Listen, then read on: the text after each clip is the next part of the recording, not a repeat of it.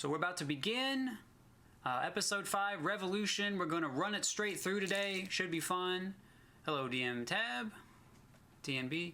Hope you guys enjoy. I will talk to chat as much as I can. I told Sandbox about it.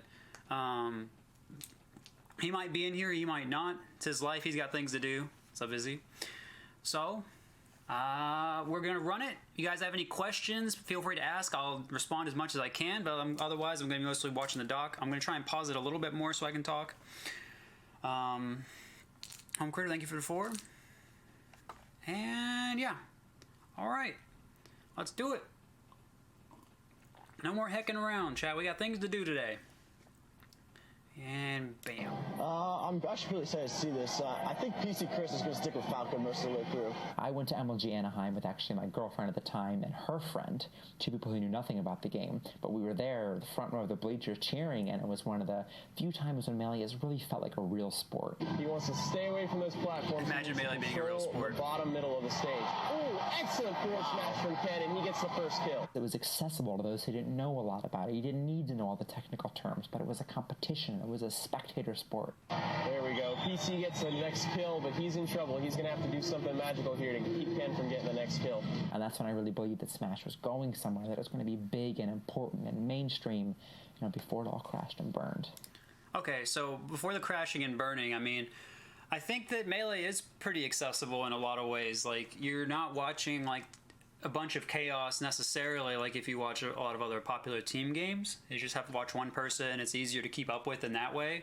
Once you get the idea of the percent and the lives down, feels like it's pretty fun to watch. Usually there's something exciting happening unless, HBox 20XX is some people, but I think generally people find it pretty fun, and yeah, I think that's definitely a point in Melee's favor. Pretty good game, IMO.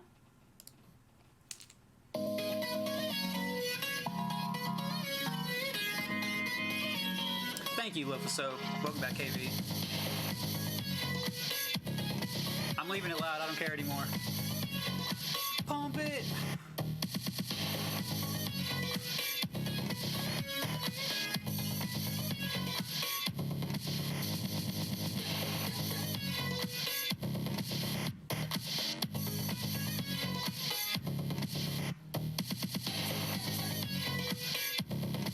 Mr. Tuzu.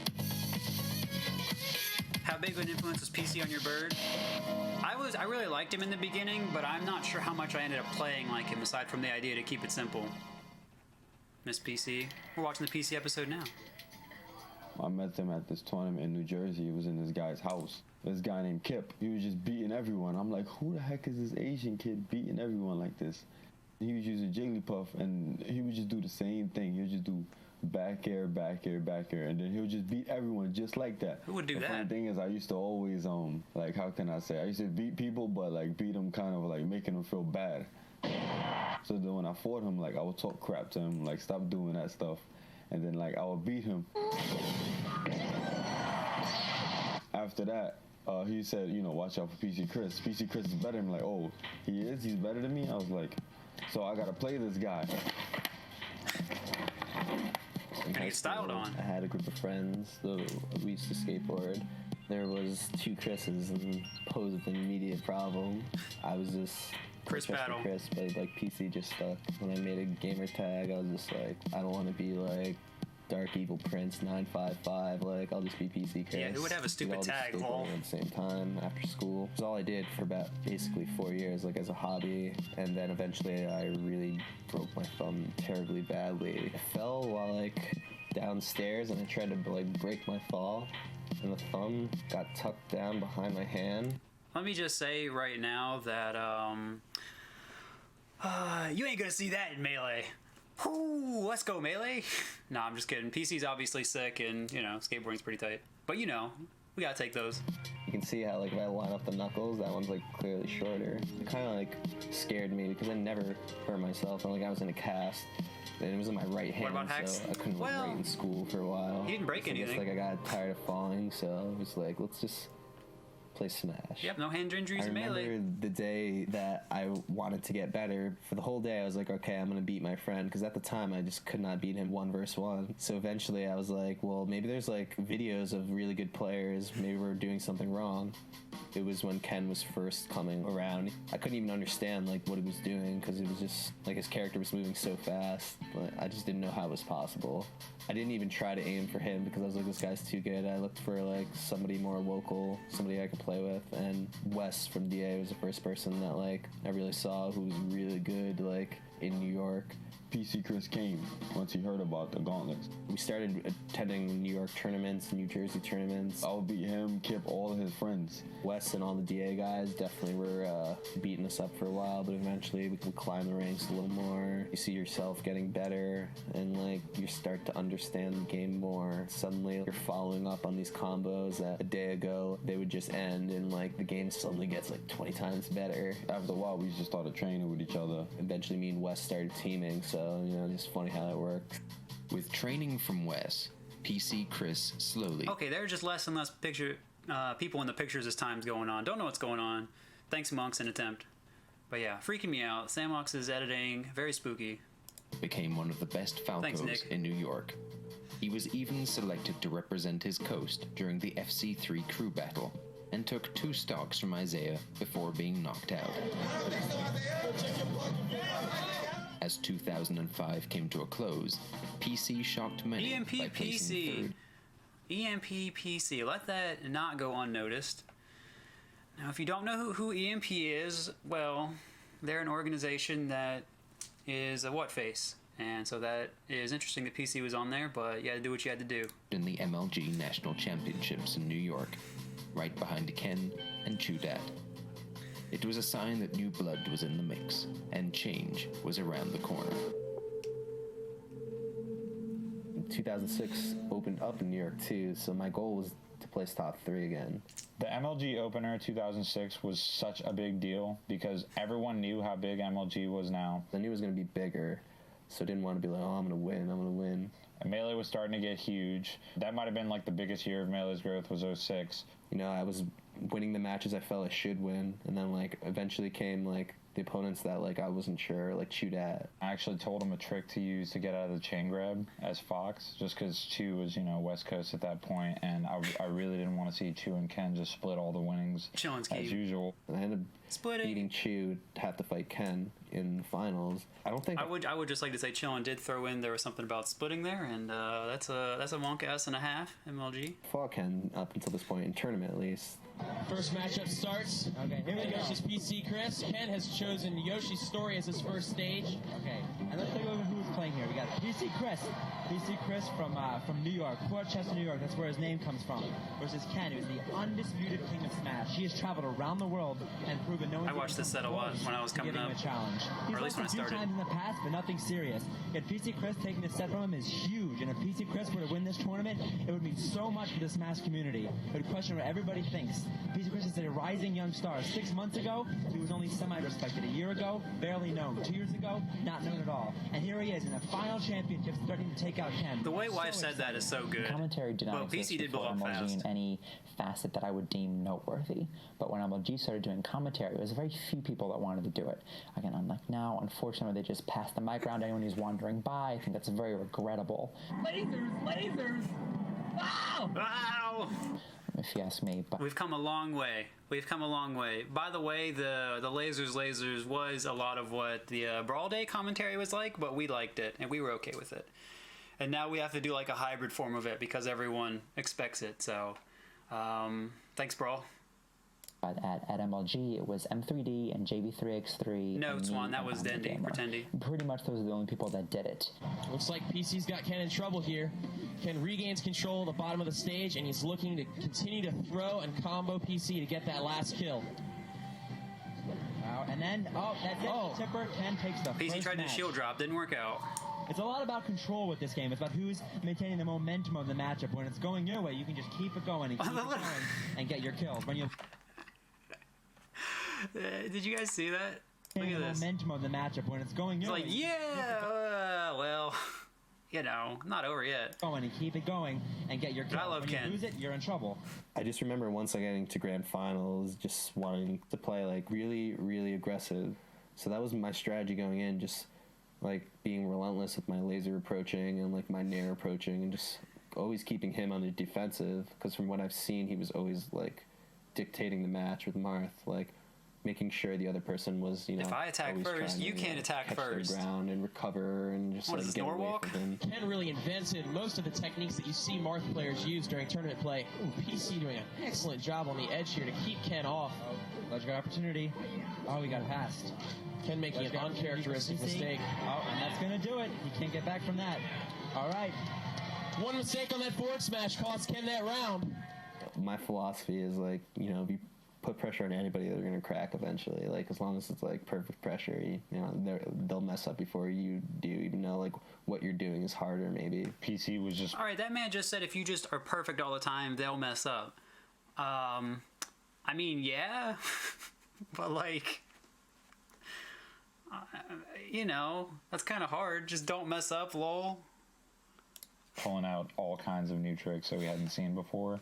As long as like you apply it correctly, I feel like you can force like any good player to do something they don't want to do. Oh my god, I don't know if people at home can hear you over the screaming of everyone. That ridiculous combo PC Chris just pulled off. Oh, and oh my god! Oh wow, okay. What we saw there, PC continuously did his attack that would have killed Ken. I love how they're like, they're feeling the hype while they're commentating. Was able to It's pretty survive. cool. Very difficult to do, especially with Marth.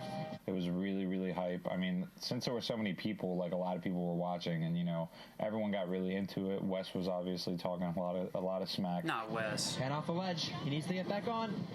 Oh my god! This is why we don't go out I there. thought it was going to end right there, but both players are alive. PC Chris barely With alive. a high Great directional ceiling, PC influence. survives that attack. Both players are on their feet again. They hit each other. Oh my god. Yo, let me just say that side B back on the level, like, was OP back in the day. You didn't need edge dash. You just side B. They couldn't do anything. So, yeah. Things have changed a little bit since then. Now we double laser every time instead of side B. Advanced. Crowd goes Ken flies off the wild. left side. Wow. Did not know where that was going. Oh man, that crowd like ripped me a new one. Again, you can hear Yeah, the New York. mic up to the audience. You have someone screaming next to your face and stuff. It's kind of hard to concentrate and win. It's now 5-3. I think PC in, Maya PC Chris's is favor to finish not out sure. the best of 11. The crowd is going absolutely out of control, and we're even wondering if it's going to affect the player's gameplay. And then some more officials might have to step in. And Ken, The official stepping in. This one. and Ken's going to take a match. It's just back and forth right here. All right, PC just needs one more, while Ken needs two. He started Thanks, Neville noticing guy. at certain stages his Marth just couldn't even do it. He'd switch to Fox. Wow, and Ken with a character switch here. Now he feels more This and see, this is why you have a pocket Fox, because all levels like this are It's legal. going to be a lot of comboing. That makes it a whole new ball game. when you're doing, like, CRT the fastest gang. character, and he's running around. Some of those little hits, just keeping them away. Production value, Pog. Wow, Joe, this is the last match. Pretty excited. Came down to the last match too. Like the very last match of the second set. I forgot how funny this music is. Everything else is high production. Too much damage. Every time he's hit, and with ledge guard opportunity, is he not going to make it? Covered my side God, B. 3 stock to 1. When anyone wins a match against Ken, you kind of say, okay, well, this is just one match of a set of 5. It doesn't matter. And very slowly you realize that history is in the making. He needs to be careful on the ledge. Above all, careful on the ledge is what PC's got to be thinking. Oh, that's Yep, gonna do can't it. ride the wall there. Let's go to PC Chris, winner of the New York City season opener. Overthrowing the King of That is, I mean, honestly, that win was such a big deal. 2000. Because that guy just didn't lose. Like, Ken just didn't lose. PC won with Falco. I honestly forget if he'd played Bomb, or if Ken had played Bomb Soldier by this point or not. I think Bomb Soldier was like right before this, and PC took a lot of stuff, if I'm remembering correctly. Which is why, like, there was like people talked about like a Falco resurgence around this time with that pack, and you know, this is around the same time. This time was around the same time the Florida Falcos were getting really technical and good too. So the perception of Florida was changing from a bad state into at least a better state at the time. So yeah, Congo Jungle was also just hard to see on anyway. Since someone was talking about it in chat, it was because it was just such a dark level. Like you'd play teams and then it would zoom out and you'd be like, I can't tell what's going on. Then you can't even ride the wall or whatever, so how are you going to grab the edge? So, yeah, imagine people were okay at side being to the edge back then as spacies, but it was always kind of like crazy. You had to worry about it. $1 and a lot of glory for PC Chris. Congratulations. I end up winning, which I couldn't believe it, like especially in front of like everybody, like all my New York homies had my back. Just the fact that it was like this new like up and coming player, you know, it gave a lot of people like inspiration who were just starting to play Melee, like, okay, this guy's still new and he just beat the best player. An MLG guy came with like directly with like a microphone and camera, and like I was not expecting this, and he's like, you have anything to say to your fans out there? Your fans? What is this, esports? I have no fans. There's cameras going off. Like, I like to think of it as like, you know, a little revolution in New York Smash itself. We, you know, turned the page on something old, and now we moved on to bigger and better things. And now we have a remastered revolution. The best player, like I was the first person to do that. I would always beat Azen. When PC Chris beat me, it was just like gave the East Coast a new hope. They're like, oh, we can beat them. The East Coast finally had their answer to Ken. The savvy new champion found instant fame, not only for his technical skills, but for being what few pro gamers had been before. An Instagram model? Cool. Ah. He's cool as shit. He's humble. Well, as humble as a guy that's that good at something could be. Cigarettes, phone, money, kids. Right. PC Chris was the most laid-back person I've met within the pro spectrum. He's a very funny guy too. He like cracks jokes. He like trash talks all the time, like jokingly though. They just can't handle me right now. Unlike those coronas in the back, it's cold, baby.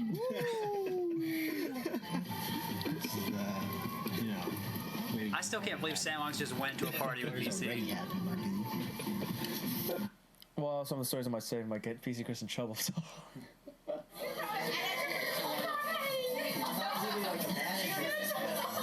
These are all my friends.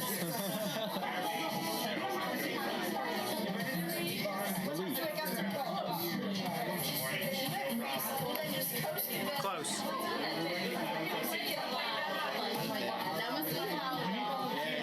bust my ass all day. I'm hungover. It sucks. Hungover, it sucks, he says, as he drinks that young Corona. See how good I can hide how miserable I really am to the customers. Ken is a competitor, which I think is an important distinction among Smashers, and one that I've always preferred the competitor to the non-competitor. Your Chudads, your Ken, someone who will try to the last, which is why Chudad is one of my favorite players of all time, even though I've spent much of my life hating him. He does not give up. He can be down in a set, and he keeps playing, and he keeps playing, and he keeps playing. I do respect that, too. And that's Ken. Ken wasn't someone who just stumbled upon the skill. Ken was someone who wanted to win. White, we've got the winners bracket final here, Ken versus PC. You excited? Really excited. Really excited. For those PC who don't know, actually Ken's been still the hung over from reigning that champ of party this game that he was with for in a Sandbox in this long footage. time. And East Coast, or any player for that matter, really hasn't been able to overthrow him. And then last event at MLG New York, PC Chris beat him and won the entire tournament. Going into Dallas, you know, I obviously felt good about where I stood because, you know, I won the previous tournaments. I did well in the time between at the locals and things. So, like, by my knowledge, I was like, you know, let's go for a repeat. For the first stage is Streamland 64.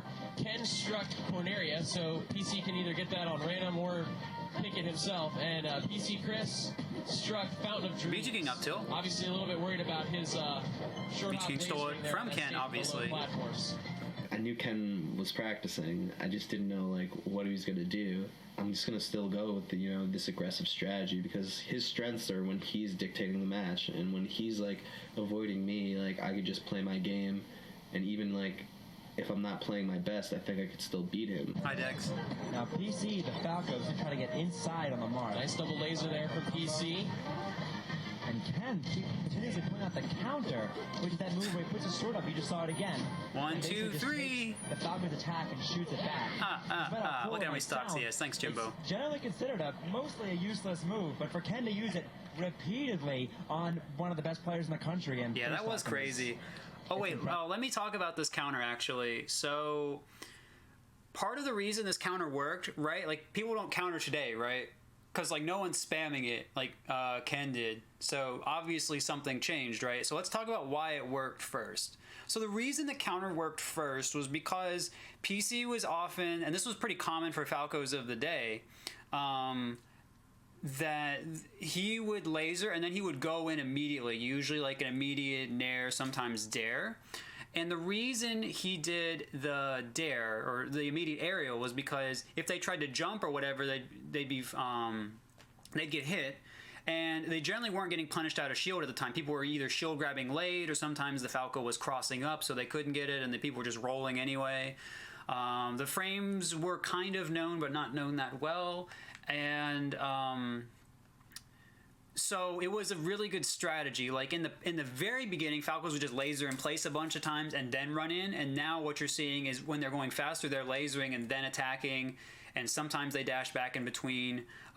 So you can see. So basically, it was getting more complicated. But Ken is basically putting a stop to doing the laser and then immediately run in. And again, PC, as he's talking about his strategy literally was, I need to go in. I can't wait, because if I wait, Ken will get to play his game. So he's got to keep going in like that. And because he's doing that, Ken is turning that around on him. So you can see Ken adapting with the move, and it's pretty straightforward. The reason it doesn't work now is people are willing to do very slight waits after the laser to confirm that there's not a counter coming out, and counter takes a few frames to come out. So the person doing the counter can't always get a chance to wait.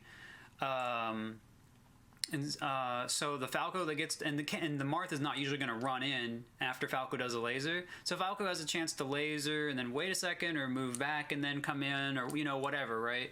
So the immediate counter after getting hit by a laser is just not going to work anymore. And you notice Ken had to do counter 3 times to take a stock there. Like, you basically have to win neutral multiple times to win, and he didn't get a grab out of it or put him off stage until the very end, right? So it's not, the reward on it isn't very good to do it either. It's a bit slow to come out, and if you whiff, then you're just sitting there, holding your sword, hoping for the best, right? So that's why the counter doesn't work anymore. That's why it was good then, and it stopped being good since then because, just stopped being, it's like pretty obvious what the counterplay to it is. I mean, especially because he's just spamming it. There's not like he was occasionally not doing it, but mostly just spamming it.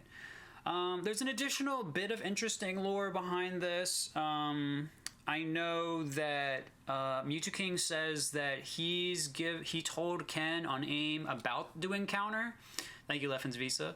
But Ken says that Mewtwo King did not tell him about that. And Ken says that Mewtwo King told him a lot of stuff, and it was kind of overwhelming, so Ken didn't really process a lot of it. But Mewtwo King says he knew and all this stuff, and I mean, there's a lot going on there between the two of them in the past that, you could ask either one of them. I'm sure they'd be glad to tell you all about it, but that's not really my thing. And so there's a lot going on behind this counter in particular. And again, since I'm involving Mewtwo King, obviously we know this is around the time he's coming up, and I've talked about this long enough. There you go. Yeah. So no one would use a Marth counter. That's like a forbidden move that you use with Marth. But I used it against PC Chris, so every single time he would laser me, I'd counter, and he'd jump in and get hit. He, discovered that if I'm just mindlessly approaching him all the time, he can just, try to bait it and counter my approach with Marth's counter.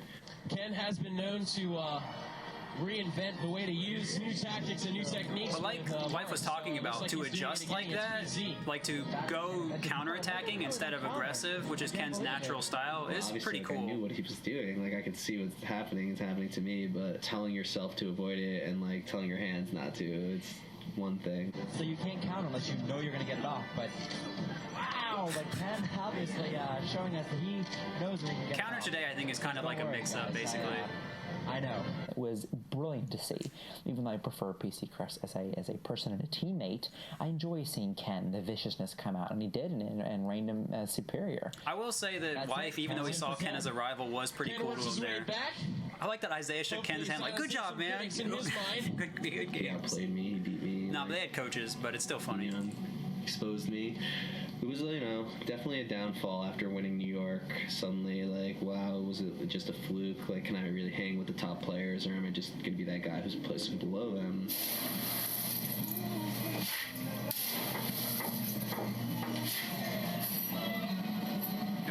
underused, maybe slightly, Actually, but it's not the I had to make craziest a move. decision whether if I was just wanted to keep working and just do the normal life thing, you know, work, school, or if I wanted to try, you know, test this Smash thing out. For Yeah, longer. Kurusu. There's And, earlier parts you know, on my I was YouTube. at the age I was like, why not?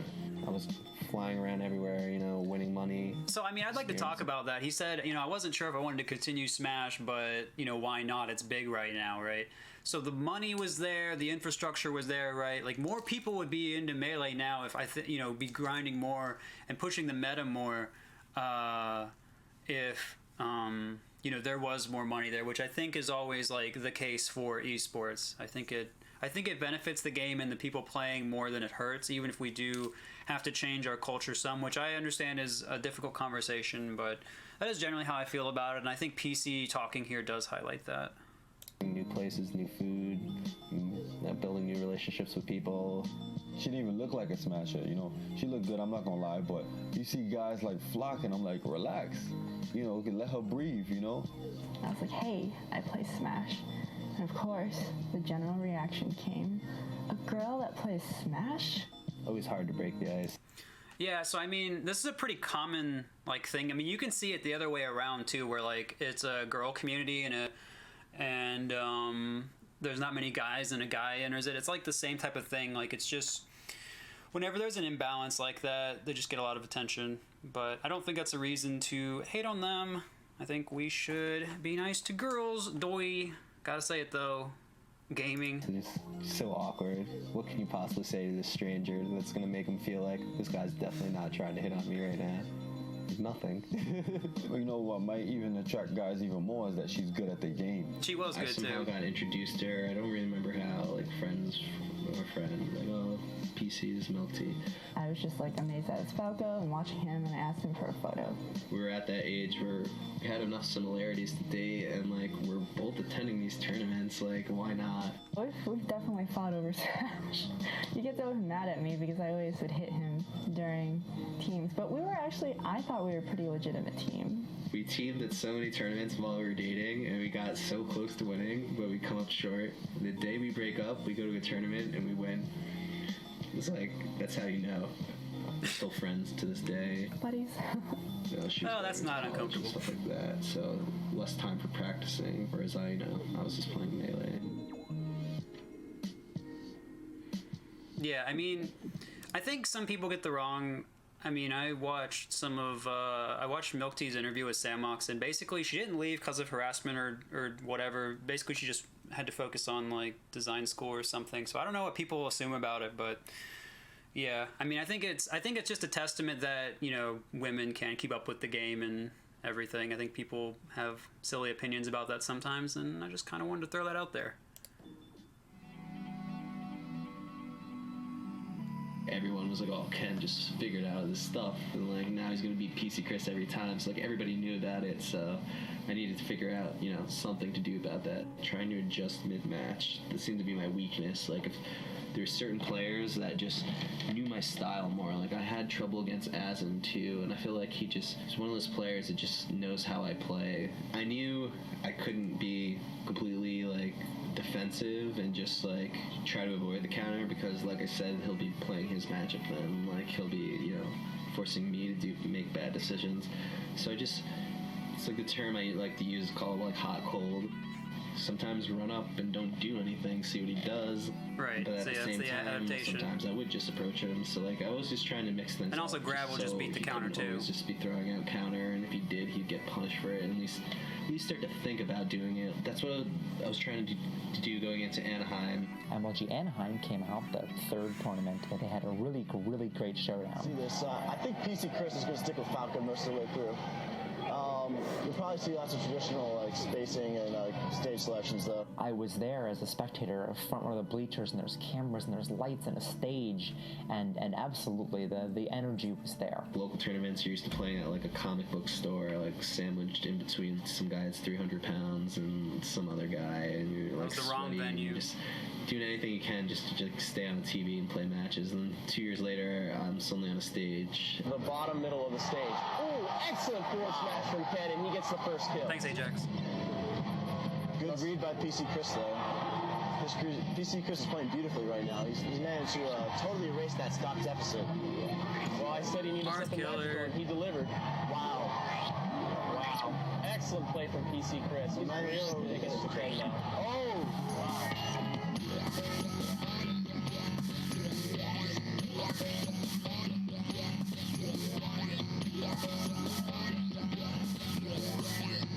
I like Sam Monks' choice to let the set play.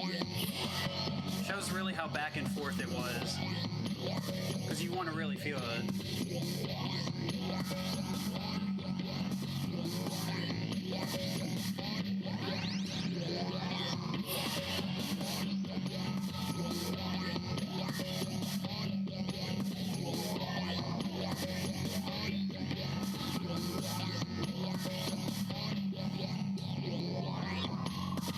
We hear some of the production crew here. They're getting a chance to really watch Smash.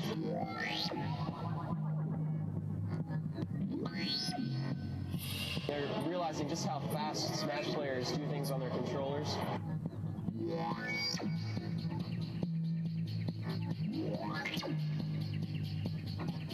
It takes a lot of skill to play this game at the level that you guys are watching it right now. I always thought that comment with that clip was always really funny. A lot of skill, bonks his head, can't up B back. Oh, thoughts on the long set structure, best of 11?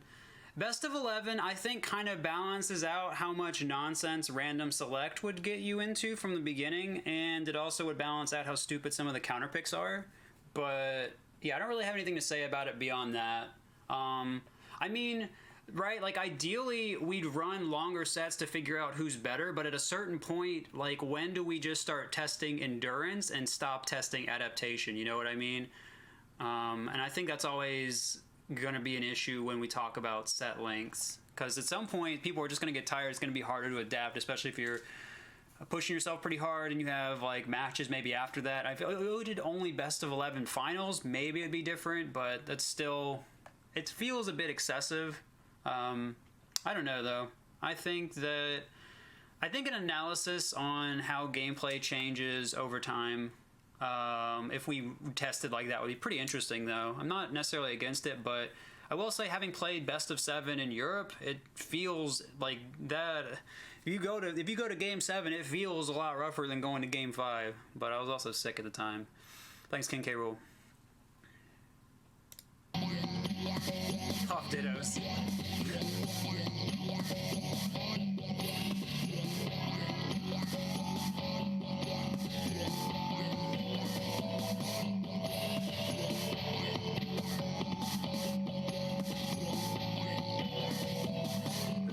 Thanks, Zach.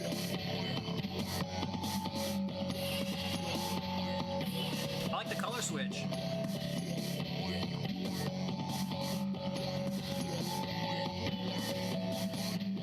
PC actually started playing Green Falco more over time. I don't know why. But in 2007, I think he's playing so mostly close, green. down to the wire. Last game, last match, last stock. The West Coast crowd is going nuts. They're chanting Cali, Cali, Cali. Ken is their hero right now. See, look how far he walks away, comes back. That's probably some nerves right there. Match from back in New York. Oh, this is I'll talk about it in a second. PC playing really smart. He just took like 50 or 60 damage from cars. So people started calling them PC cars after this, because he was up, he had Ken off balance, and he just takes a ton of damage from cars, right? And he misses his tech because he's getting hit, doesn't know when another car is going to come through, so people started calling them the PC cars. It's pretty funny. The stage did not get banned after this either, by the way, because when I started playing, which was in 2007, which was absolutely after this, that stage was legal, so... obviously, Ken having a chokehold on the community. Obviously, Doi, just kidding. PC cars. Cars are juggling PC for a lot of percentage there. We see PC missing his tech too. He just kept like. Wow! Morphing stage. All right, say what you want, but that was cool. Little ledge hop from PC. I can't believe he just. I think he just wanted to hold the center there, but he just lets Ken come through. But if he could shield drop, that's gonna do it. That's gonna do it. I think that's Ken's family right there, or at least some of them. I mean, some of them are just like his friends, obviously, but I think the first ones there were his family. That's chaotic that you saw in the back. Like all the butterflies in my stomach went out. They hoisted him up on their shoulders, and even though PC lost, it was still a tournament experience. Yeah, it was a hard-fought battle. I mean, sometimes like the matches with Azen weren't that close or whatever. That's pretty cool. Didn't really care whether Ken or PC Chris won half as much as I cared that people were actually watching, because the Halo kids were watching, and adults were watching, and girls were watching, and that's the direction I wanted to go. I always wanted more from Melee. I didn't want it to stay as it was. I wanted to explode into something different. Yes, Melee deserves it. It. Like poker or NASCAR, where it garners this fan base that's a little bigger. Even though like I didn't walk home with the win or the money, and like people were still saying, "Oh, Ken's better than PC," but like I knew inside that like I went there and I did what I wanted to do. I want to tell you how I'm feeling. Is it real? Am I believing? Just one tournament that's. So I'll answer an interesting question. Someone in chat said, "Why didn't they think to ban this stage from the start?" Referring to Mute City. And they didn't. And so I mean, at the time, they were in the process of banning tons of stages. Obviously, Peach's Castle was there. It wasn't legal when I started, so they probably banned that around that time, I would guess. But I think a difference might also be, since these were all MLG tournaments, they wouldn't be able to ban it while an MLG circuit is going on. I don't really know if that's true or not. That's just my guess. So people could practice with the same format and try to, improve upon it and everything, play a long-term strategy, perhaps. But there was also a different way to think about stages back then. And now there were certainly people that said this stage is stupid, we should get rid of it. But there were just as many people, some of them influential, such as the Kishes, who's been mentioned a few times, the FC people, TOs, and some of them and others would say, we think the ability to be able to counterpick, to play multiple characters, we saw Ken's Fox, the ability to play multiple characters, and to know how to interact with the stage, see when the cars are coming, know when the stage is going to change, hold a position such that when the lava comes on Brinstar, you can be advantaged. Things like that, knowing how to play on the stage that's changing and not just playing your opponent. We want to select that as a skill that's important.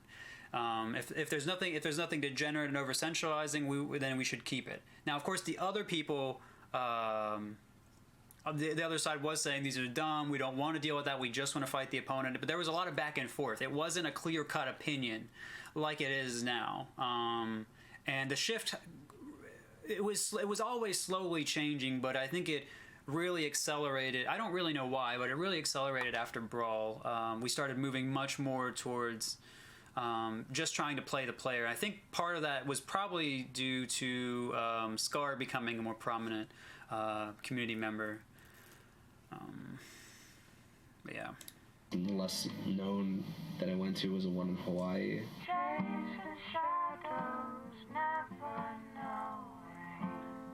I went to Honolulu, got picked up by some smashers who just were excited to play me, and were like very excited that I was coming to Hawaii. Like, I'm excited to go to Hawaii. Like, thank you. Like, of course, like I'm gonna do that. Like, I tried to learn how to surf. Like the competitive stubborn person I am. Like, it just took me so long to at least catch a wave and like start to like ride on the board, and then like the next day was trying to learn how to get up. And like at the time I was like, why am I doing this? But like at the end of the day, it was so fun, and like being able to at least stand up for a couple seconds was like totally worth like 10 hours in the water.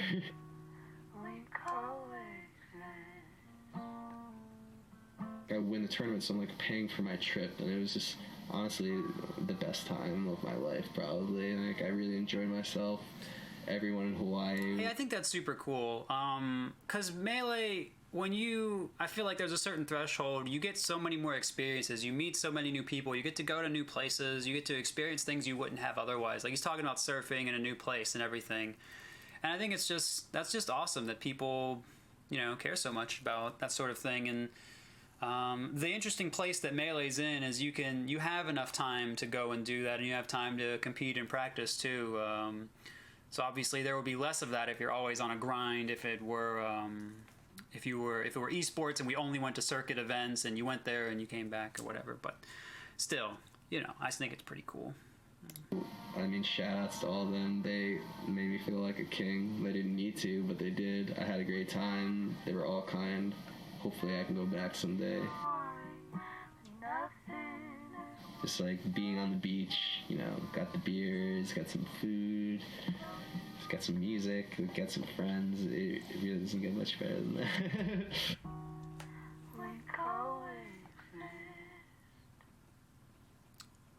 Sad. Ken getting the last laugh. Unbelievable.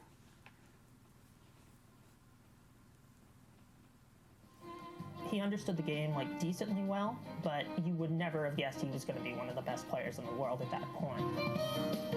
I landed one hit and got wrecked. You have to factor in the money. It was all kind of shaken up in my head. What about the Apex run back? Arguably the best player in the world at that time, and you're down 3-1 and about to lose a set. We felt like it was a push to the end of the wall in the house. We have here the epitome of MLG. Like, his goal was first, period. This is my dream. What's left? Oh, it's just the outtakes. Alright. Well, I'm not allowed to skip. Chat got mad last time I tried to skip, so I gotta run it. Good. No laughing so far. Get to that improvement. Alright. So we're gonna have to talk about the double DDD theory. Oh, this is where it all started. My friend has this theory that on Dreamland in Melee, there's a, you know, King DDD, he's floating in the background. He swore he's seen two at once, at the same time, like one in one corner and one in another. And ever since he's told me, like, whenever I play Tom and Friendlies, like, I'll be on the prowl for that double DDD. Like, I'll be Falcon, and I'll have him in this, like, favorable position, but, like, I can't see enough of the screen, so I'll run to the other side, just so, like, I can get the full view of the screen. He says this needs to be on the documentary. I swear he has. Hey, well, okay, thanks for the resub, Zero. It says, Chris, you high, there's always two DDDs, SMH. Alright, first of all, Zero, just because you had 200,000 viewers watching Evo, don't mean you can come in here and yell at PC Chris like that. Second of all, I don't know if there's always two, but there's two a lot. And it was really funny after the documentary came out and Evo got so many people into Melee, like every other day there was a Reddit post like, I saw double DDD, and like it was like free Reddit karma for a little while, and it was pretty funny. And then, like, I think within, like, you know, a couple, because I didn't actually know if double DDD was real when PC Chris said it. I was like, oh, that's kind of weird. And so then it was, like, confirmed. I was like, okay, fine, because, like, you know, probably too many people wouldn't have lied about it. But then, like, it was just a lot, and everyone got mad, and then everyone memed on everyone, and now you're not allowed to talk about it anymore. Obviously, triple DDD, I'm the only one that's seen it. Good luck. But, yeah, good times. He's taking a picture of it, and I told him if he finds it, then we'll have something to talk about in the community. Until then, it's just a theory. It's just a theory. A game theory. Double DDD. I hope you're doing well today, Zero. Alright. We are rolling right along. We got 6, 7, 8, and 9 left.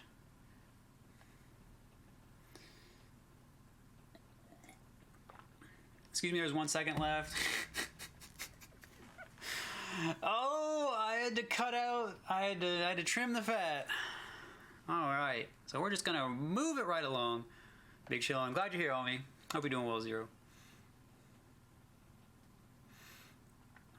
Is the doc being finished today? I'm finishing watching this today. If I have to go long, which I will go long. It's fine. Run it. But yeah, I don't know. If I get tired later, you guys are just gonna have to deal with it, because I mean, I can't like do 20 minutes of it or the last episode of it like tomorrow. That'd be whack. So we just gotta run it. All right, let's go. Paper Cuts remastered. Yeet.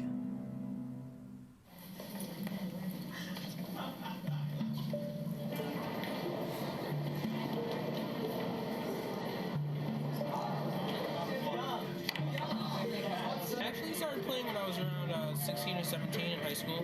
I'm 24 now, so when the game first came out, I played for about 2 or 3 years.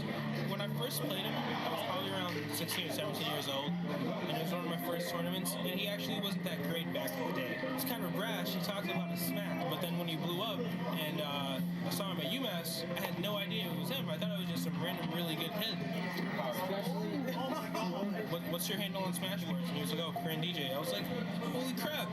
Like the legendary Korean DJ?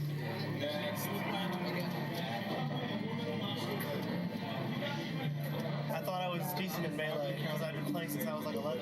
I'd read about Korean DJ, not knowing who he actually was. I landed one hit and got wrecked. He got 5%. I think it's interesting that they're having. He's always been, I guess, quirky. Like he'll do things that people don't expect. They're doing a lot of different people to talk about this. By surprise. KDJ went from nothing to the biggest stage Melee had ever known in less than a year. A year full of upsets and innovation, new rivals and old comebacks, all culminating in a match that would forever define him and the game he came to master.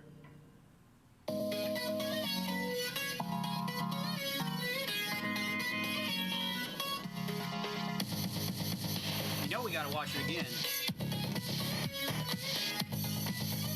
Thank you for sour pleasing, chat.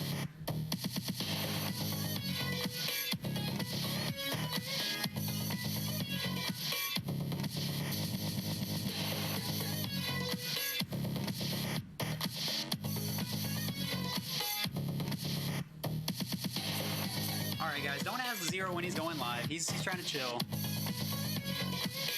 Be nice.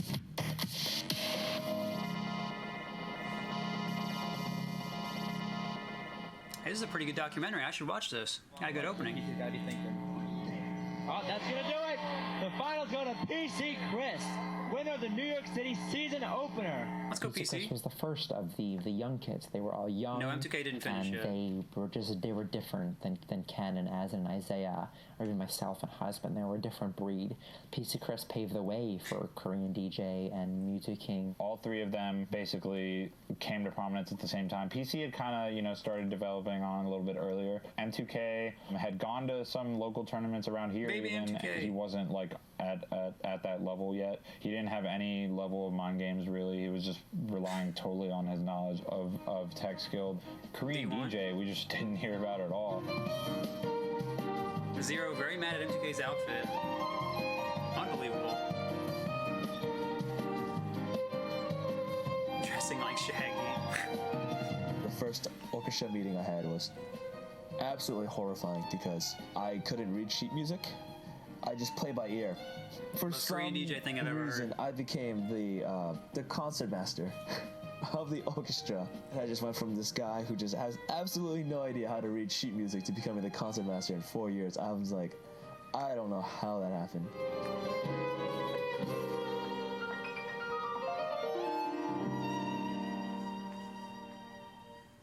Killing it. My dad was like the CEO of his own like clothing store called J City, and it was really successful. We had many chains up in Boston. We're actually thinking about extending it to like New England. I remember it was second grade. My dad and my mom went to a business trip down in Florida. Watch the My whole dad had interview to if go you're on pick up some Patreon. shipments, This some is jeans important. from China. This that he had story is more to imported. the story. One of my dad's friends gave him a referral. It's like, oh, this guy can give you a ride. The guy went to a bar, and he was pretty hammered. He dozed off on the wheel, crashed into a concrete wall. Doctors were like, no, this guy has only like a 10% chance of living. As a second grader, you don't really understand the magnitude of how serious things are. He just wouldn't give up. Like, he just didn't care. He just wanted to just get better. Just to see that happen, it's really inspirational. Like to see him like going through all this stuff. My father was in the hospital and recovering. My mom had to go to work, so most of the time I was by myself. A lot of the things that I did to really pass the time was like video games. I think the first series tournament he went to was the one I ended up running. I used to play with the Fall River crew. It was the Ninja Turtles. It was Crazy Jones, Hayato, Roga, Eve, Unknown Force. He understood the game like decently well, but you would never have guessed he was going to be one of the best players in the world at that point. I was doing okay.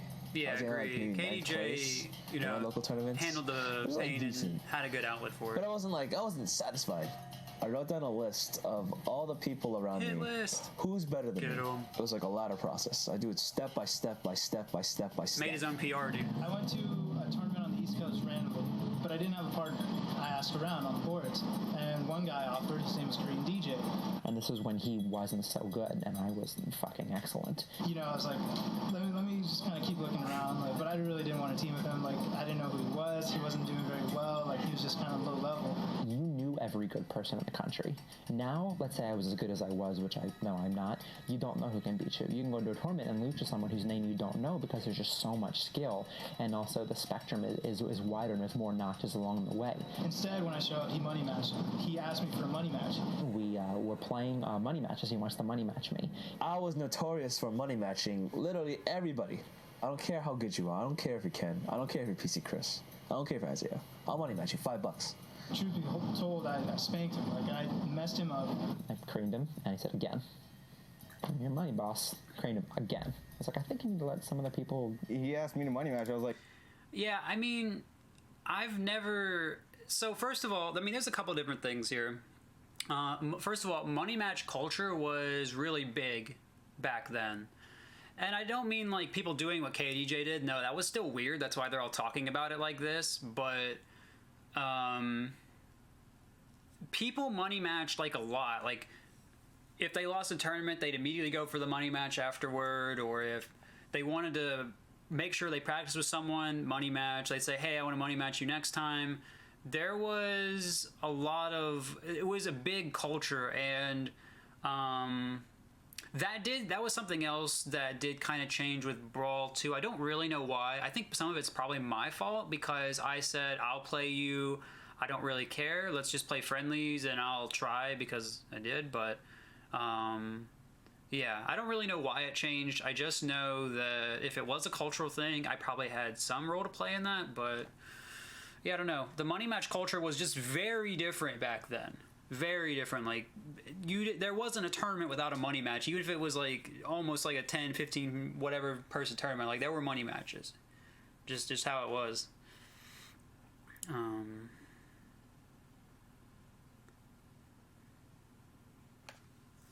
Yeah, if you go to a big tournament, yeah, like if you go to, you know, SmashCon or Shine or whatever, but some people, they money match just because that's the only way they can get on a setup. But, yeah, so, I mean, it still happens just because there's so many people at big tournaments and they want to get the most out of it. But, yeah, I'm talking, like, even at locals and regionals and stuff. Like, who is this guy? He intentionally knew at first he was going to lose a lot of them. But you have to factor in the money. He was paying maybe $5 or whatever it was to get matches with the best players, and they were going to be taking it more seriously than they would in friendlies, where they people did try harder at money matches. Almost always sandbag. It was actually interesting. Well, whatever. I won't get. We'll rematch again. It's like, all right, sure. Like, he wants to give me more money. That's fine with me. Next event, it was an MLG. He had a chance to play them and get to learn their styles and see what it was they were doing and figure out why he was losing. And I was like, wow, I'm starting to get better.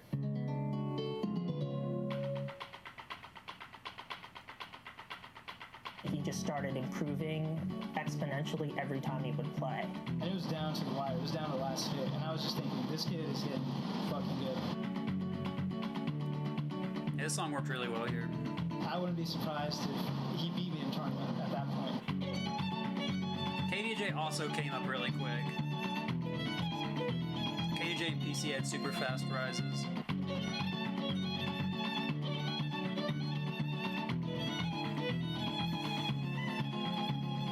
I saw him starting to annihilate people like Neo and chilling in money matches and just like destroy them, and they were like, what the hell? Who is this kid? And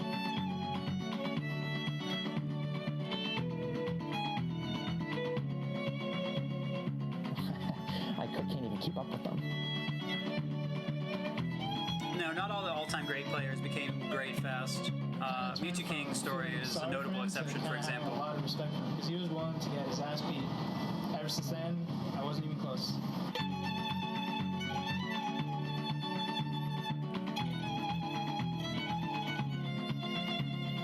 And it was a brilliant strategy that very few other players were doing. At every tournament, he had the plan of, in the end, becoming the best.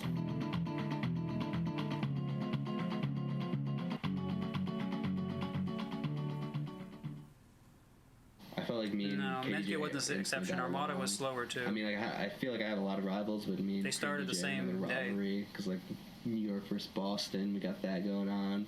I hung out with him the most out of any of the other professional players, and definitely had a great time hanging out with him. He's a good guy. They had 5 normal tournaments, like regional tournaments, like one in New York, one Texas, one Chicago, one Florida, and then one Cali. And then they had a playoff in New York and then a final in Las Vegas, and that was like the 2006 lineup. All the regional ones were $2,000 for first place. For New York playoffs, first place was $5,000. The finals in Vegas was $10,000. I didn't have any trouble winning locals, but I also just didn't get too much like pleasure out of it. H2I was pretty much dead. Azen wasn't playing. I started to think, okay, maybe I should retire as well, like Azen is. But Azen decided to come back. He was really excited about it. He was like, okay, now that there's this point system and shit, like, let's see what we can do, given that we've already missed a couple events. So we go to Chicago. This is JV. I'm checking in with Dreffen here again. We're watching a big match of Isaiah and Azen. The crazy thing about Azen is he had just come back from a hiatus, but he was already, like, his goal was first, period. Well, can't relate to hiatuses and coming back and being good.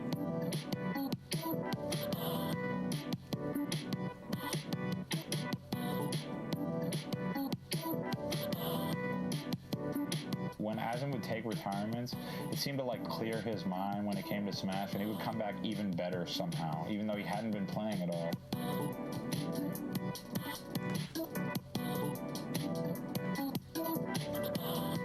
Yeah, Dreffen's very old school, guys. That's why it's so impressive he's still doing well.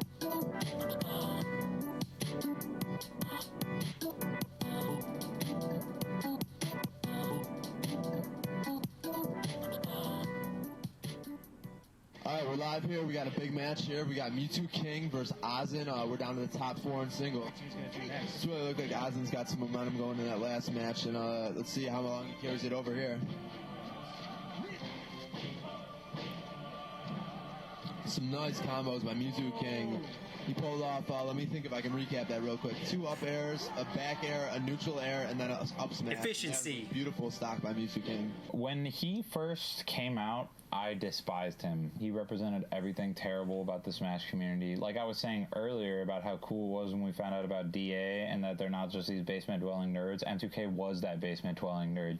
Especially when he started to get good is when I really had a problem with him because I didn't want this guy to be the face of Smash. For that reason, Well, I'll say this. I mean, I'm not going to go into a long thing about it, but there was a lot of fighting with M2K back in those days. I was kind of mean to him for a while, which I do regret because it was kind of baseless, just the fact that he looks like a nerd. Azen's trying to do his best to get Mewtwo onto a platform because that's when he can really do some heavy-duty combos right there. He knows he can't afford it. Oh, and that looks like it will end it. And a nice victory by Mewtwo King takes it 3-1 over Azen. He beat Azen, and, that ended Azen's tournament, and Azen would have had Chu and then Ken. And I feel like, even if Azen hadn't beat Ken, that would have been an incredible finals, and he definitely would have beat Chu. And that will do it. Ken takes the victory in another first-place victory knocks to his belt. I think Chu that was feeling so much pressure where you just sort of just collapse and just not take anymore, just want to give up and just go back and fly back home to Virginia. He felt like he was being pushed to the end of the wall in the house because of things that probably affected Ken and Maneklad's performances in tournaments. I couldn't try my best during tournaments because I felt as if they would kick me out of the house. And I didn't want that because I was dating Helen. I'm gonna no comment this whole part. I was like, I don't know what to do with myself. Like, I love Ken's sister, I love my girlfriend, and also I love my Ken and Mana card, but they're pushing me so hard that I don't know what to do with myself anymore. And what should I do? Do I go here? Do I go home? Do I stay here? I don't feel comfortable anywhere because I don't have my East Coast connection anymore, and my West Coast connection is in tatters right now. Should have stuck with Azen chilling. You know how I wrote down that list of people to beat? Ken was at the top. When I first saw Korean DJ, I would just hear someone say, money match, money match, money match, money match. He was the, final, goal and achievement, alongside with being the best ever. He must have chugged, 6 Red Bulls or something before he went to the tournament, because the guy was, hyper. MLG Orlando, winners semis. I have never played as well as I did in MLG Orlando against Ken.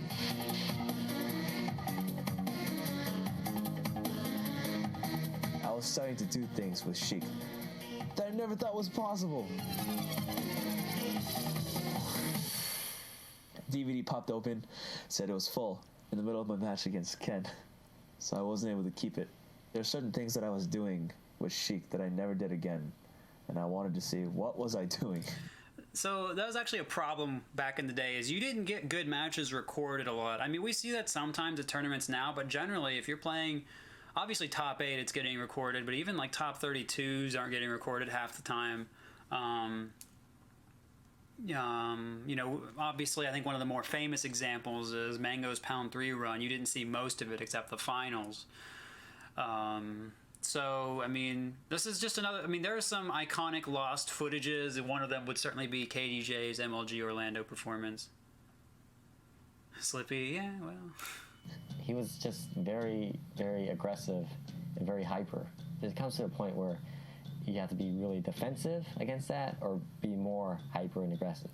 And I was right in the middle of that, so I guess his style pretty much countered my style. I'm so in the zone, and I defeated him. I could read him. I mean, he was an open book, but... Another iconic loss set is Mewtwo King's finals at FC Diamond. Like that, you know? The entire crowd just went uproaring, they were going crazy, and I just felt like I just won the tournament. Thanks, Ion. And I played against Azen's Marth. I beat Ken's Marth. I got this. I lost. I beat Ken's Marth. I lost to Azen. Within the pros, I mean, certain people did better against other people. And it all goes down to the play styles and the personalities. Mewtwo King is perfect. He plays the game perfectly. And so when you play the game perfectly against someone who's really, really smart, it doesn't matter. Think about Mewtwo King versus Azen. Azen makes the right choice. Let's say Azen makes the right choice every time. Then Mewtwo King, all he has to do is think about what the next step would be to combat the right choice, because he's a computer. That's actually what Mewtwo King has said about it, too. What's the winning combination? Done. So Mewtwo King can be Azen. Let's say Azen fights Korean DJ. Now, Korean DJ is a ball of white-hot flame, okay? Azen is not phased by that. Azen is cool as a cucumber. Azen is what it is. He just sees the game. So when Korean DJ goes nuts with all his craziness, Azen can just dash back, F smash, and just sort of take care of him. So Azen can be Korean DJ. Have a Korean DJ with all his fire, Mewtwo King can't combat that. Mewtwo King doesn't know. Those coordinates do not compute. You can't put in Korean DJ what he's going to do because he's learning as he goes. So Korean DJ can beat Mewtwo King. Azen played KDJ right after he had beaten Ken in the same exact matchup and dominated him. Chu came all the way back through losers and beat KDJ in losers finals, and then that set up Azen versus Chu. Azen actually already beat Chu that early this tournament with Cap Falcon. Oh, I think was that a 3-0? Yeah, it was a 3-0. Yeah. I heard about it. Chu was really looking to win this because Chu had not won an MLG all year. He's been getting the second to Ken regularly. I can see Azen taking this life off, but it's going to be hard. Preview. But Chu really good with that sidestep. Somewhere around there. Really nice sidestep. Gotcha. I got him. We got a lot of applause going on for Chu. Yeah, it seems the majority of the people here for Chu, even though Chu's West Coast and this is an East Coast tournament. It's just so hard. And there goes the stop. There's Chillin'. And that was Chillin' in the background by himself. That man has some lungs. Just chilling. I was by the commentators table freaking out. No one said anything but chilling in the audience for Azen right now. Azen was down 3-1 to Chu's Ice Climbers on Stadium. Azen's down right now, 3-1. And he just brought it back and won. And that's a goal. And then Azen wins the tournament. Just won Orlando. Chillin' and Azen both won. Crazy. So... Yeah, I mean, I'll tell. I guess this story is okay to tell. Azen and Chu had money matched, I believe, prior to that tournament, and Azen had just picked Falcon, and then Azen beat Chu, and so Chu like kept running it back double or nothing until he owed Azen like $2 million or whatever. It's pretty funny. Obviously, did not pay. Scammed, but yeah, I mean, Falcon Icy is pretty dank matchup. IMO. Yeah, I mean, I know some people are gonna have problems with the gameplay of the early sets, but to the untrained viewer, like, these matches and like 2019 matches are both gonna be hard to understand. So it's better to just talk about the storyline so everyone can get into it. Talk about counter spam when you can. Months earlier, I was considering possibly quitting or whatever, and now like we're back on top, so it was sweet. Unfortunately, there's a loser, and Chu looks really disappointed right now. You want everyone to be friends after the match, and you just hope Chu doesn't take it any personally. Towards the end of the MLG season, I didn't even place very well, so it was all kind of shaken up in my head. I didn't know what was going on. I started off first, got third at Dallas, second at Anaheim, fifth at Chicago, which was my lowest placing at the time. And then at Orlando, I finished 13th, which was the last one before New York. I lost to Hugs, which honestly, he's always been someone I've struggled versus, and he knows that, and I know that. He's one of the few really, really good players that I was able to beat, and that's probably what made a big part of my success as a player, is that I have that ability. Skill-wise, yes, he was better than me. He just seemed to have problems with me, so I greatly enjoyed playing him. I didn't want to say, like, oh, I'm not good anymore, like, or I'm not going to be placed in top 3, because even though I might not believe it, like, subconsciously I'm going to be thinking it, and, like, it's just not a good idea. At the playoffs, there's less field of players because it's a sponsored tournament. It's not based on like player attendance. The way singles was structured, you had to have like points to get in. If you weren't top 7 in points, there was only one spot left to get into that final bracket, and we all knew it was going to be Azen.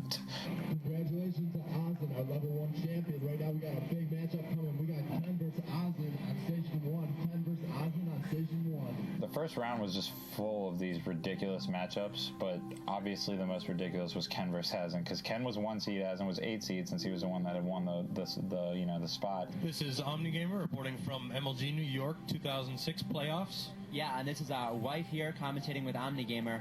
Now, this is probably the biggest matchup of the season, and quite possibly also the biggest matchup of this tournament here, because as many people believe, this head-to-head confrontation may very well determine the outcome of the entire tournament today. The pokes.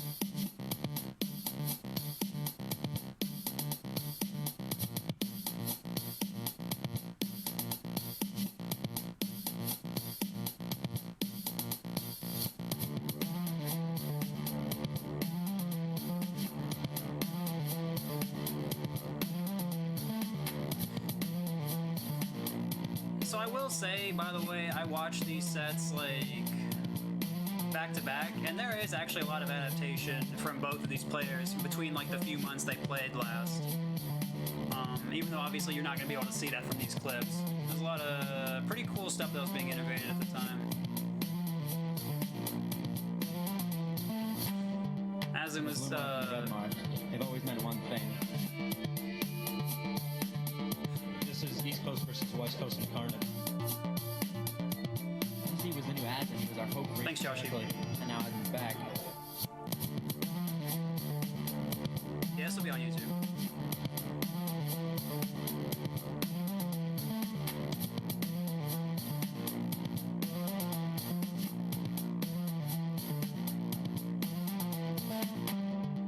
Azen seems a little unsettled right now. He's behind in matches and then behind in percent of this. Here he goes. Arguably the best player in the world at that time, and you're down 3 stock to 1 and about to lose a set if you drop that match. You know, it's not even the deciding match, but, you know, he didn't have any more matches to give. If Ken wins this one, it's over for this set. Azen would have to fight his way all the way through losers to have another rematch. Difficult losers bracket, that's for sure. Yeah, I'll predict Azen to come back and see Ken again. I will, but it's going to be really difficult. And Azen's going to have to play at the top of his game consistently for several matches in a row. Oh, no. That's it. Oh, my fault. He gets back on. Came back just barely. Oh, Azen got a 10. I mean, I watched this whole thing, like the full clip. It's actually crazy how Azen comes back. If you watch the whole set, the way he really claws it back. Azen can come back with a combo and get him with a spike. But see that? Okay. Azen can get a grab. He might have a chance, but he just keeps getting him first. There it is. Uh-oh. Use it, Azen. Keep guessing. If Ken makes a mistake right there, he'd get tippered in the... Oh, that's a tipper. Do it, Azen. Ken made a mistake. Do it, Azen. No wise.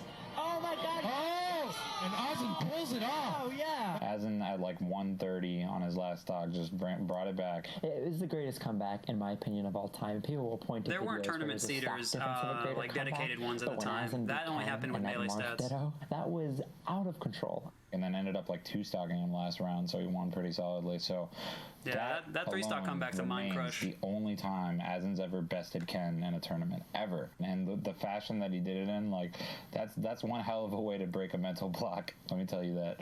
KDJ beats M2K, so that sets up Ken versus M2K first round losers, and Ken loses. It wasn't fun anymore. Pretty much, like, it became like a job more so than, you know, actually playing the game and having fun. I was getting older. I was traveling way too much. I don't think my body could take it as much.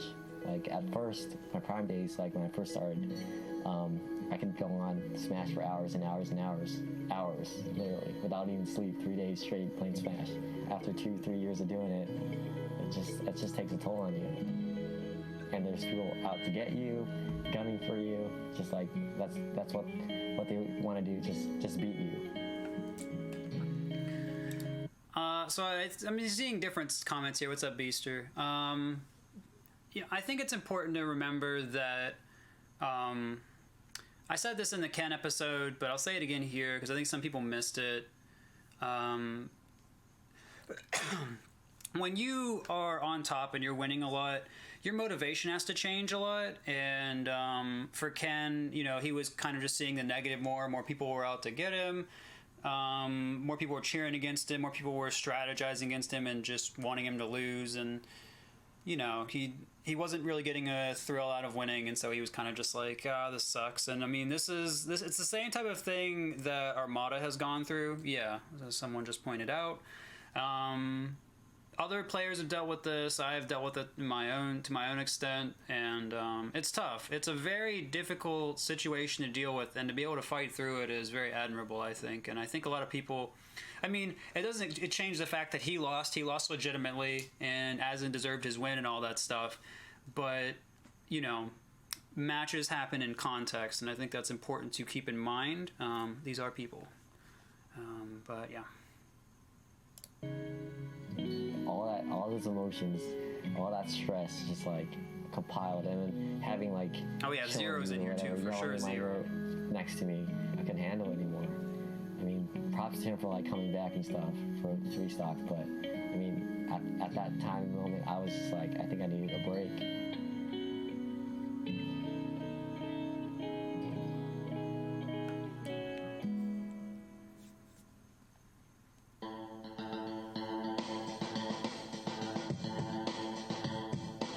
We should also congratulate the East Coast hero Azen, who took out his West Coast nemesis Ken on his road to his very first Major League Gaming Smash Singles Championship. We're here at MLG's playoff event in New York City, where Azen just won the Smash Singles event. Azen, congratulations, man. How'd you do it? Thank you. Oh, I just went all Marth. Marth for me is just, you can be so easily creative with them, and he has a very cheap spike, a very cheap... That was an innovation, by the way. I don't know, he's just really easy to use. All right, well, this makes 2 tournaments in a row for you, shooting for 3 in Las Vegas. Yeah, I hope so. All right, well, congratulations, and we'll see you in Vegas. MLG Las Vegas. So we have here the epitome of MLG. We were at the Red Rock Casino.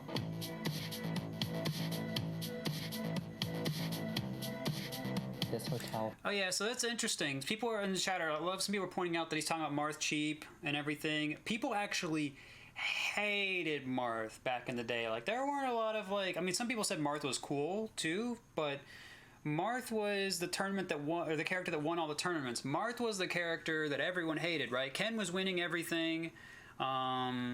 Still do. No, it was different back then. I promise you guys that. Things have changed a lot, but everyone had a Marth. Everyone needed to work on beating him. Everyone good was playing him. Had a second Marth or whatever.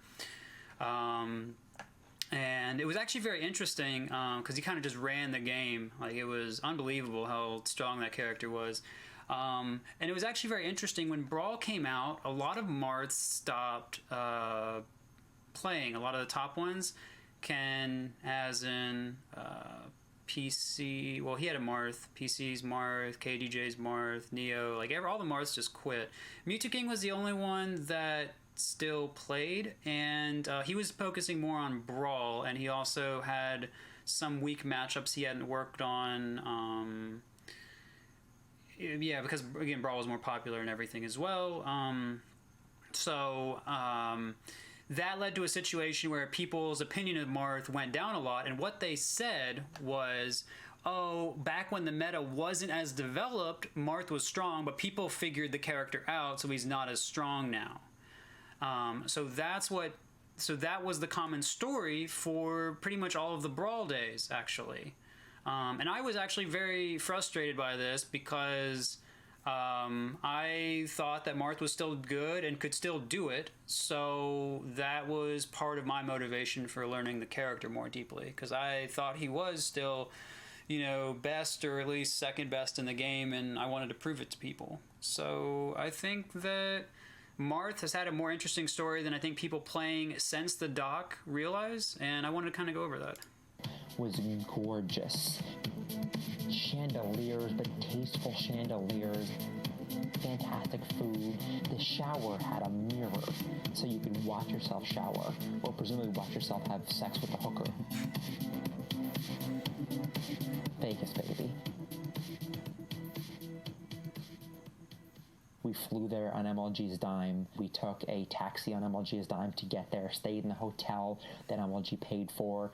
So everyone there already feels like a pro. It was a very unusual tournament. It was very small. Because we didn't have sponsors, the tournament pays for it. So Lol. Being in Vegas, it meant that only a few spectators could turn up, and all of them were from the West Coast. So the Ken Alliance turned up again, which is about 12 people.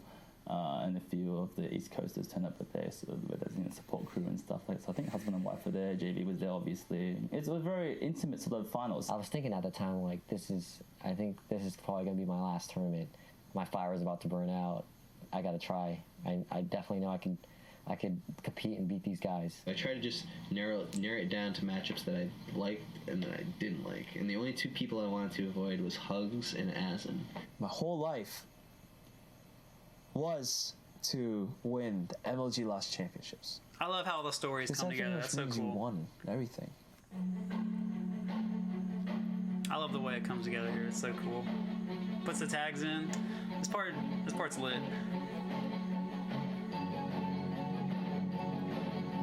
Had a top 8 invitational.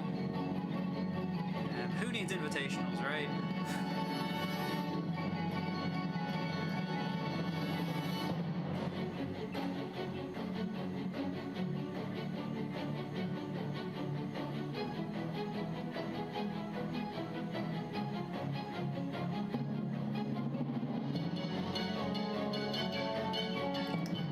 Sees again. Oh, look, wobbling. And it's gone.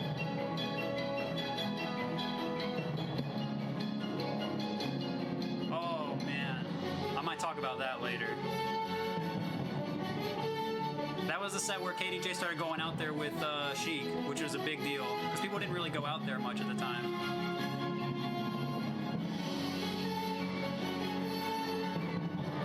There they are once again.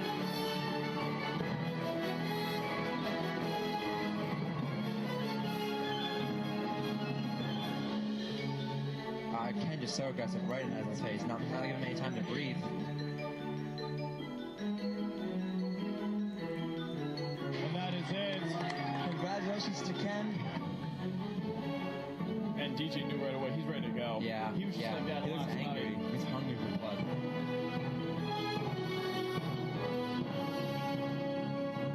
Oh, are my might have talked about KDJ's edge bar to be expiring. That makes sense. Taking turns, running train on each other.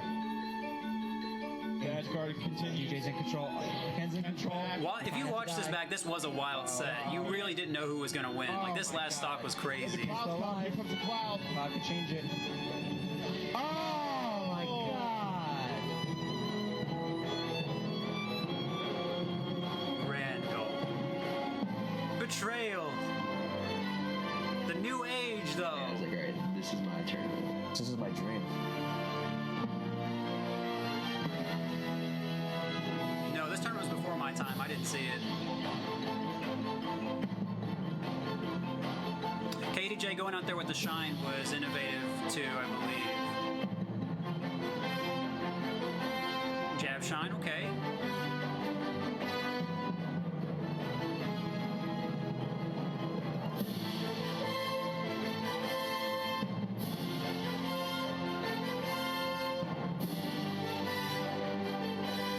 Yeah, most people everyone had multiple characters. You had to have a Fox for weird stages. As you can see, Fox did those. PC has the comeback with his Fox. Congratulations to PC Chris. He came in at the beginning of the season. So look, he wins it with his Fox. He comes up with Falco. I think that's pretty cool, honestly. And KDJ switches from Sheik to Fox too. The national champion of Super Smash Brothers. PC did not start Falco. He just came like up body high. Like, I just felt great the entire day. I never wanted to be the best player. That was never my goal. But just like putting my time into something and seeing like these great results, you know, like I couldn't believe like from this game that I picked up with my friends that I able to accomplish something like this. I was set on third. I was like, I'm happy. I'll take third. That's how you knew he was done. And when he didn't become the best player anymore, he's like, you know what? That's okay. I can retire pretty happy because I know that I've done a lot in my time, and I was doing a pretty. I guess I'm gonna take for another 10K first place prize. A while. He'll be called King of Smash just because. Not till after Evo for sure. I felt like a huge weight was lifted off my shoulders. Like I can just be happy. Like I was just like one game away from being the champion. Yeah, that's rough. I KDJ. Couldn't go to sleep for about 4 days. It hit me hard when I'd lost. Like, it really hit me hard. I beat Mewtwo King, I beat Ken, and I go to PC Chris. For some reason, I couldn't beat him. I couldn't beat him.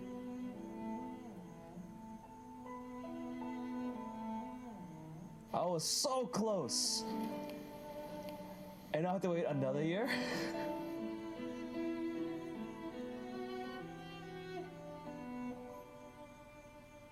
Boo! Boo! If I had to pick my favorite Smash player of all time, it would no doubt be Korean DJ.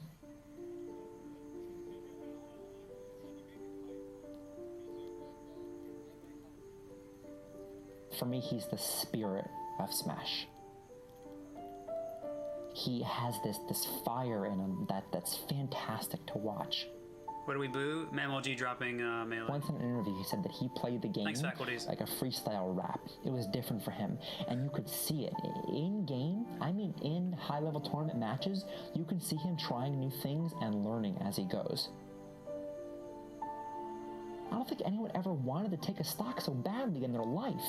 I don't think anyone ever just hated the character, not the person, the character.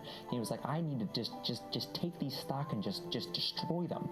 And it's that kind of mentality, that personality that drove him to fly off the ledge further than people ever had, and just ledge guard in a way that was just rude. Again, no one did that back then, so that was crazy that he did it. Beautiful. Yeah, I got you, Dex. My favorite player of all time.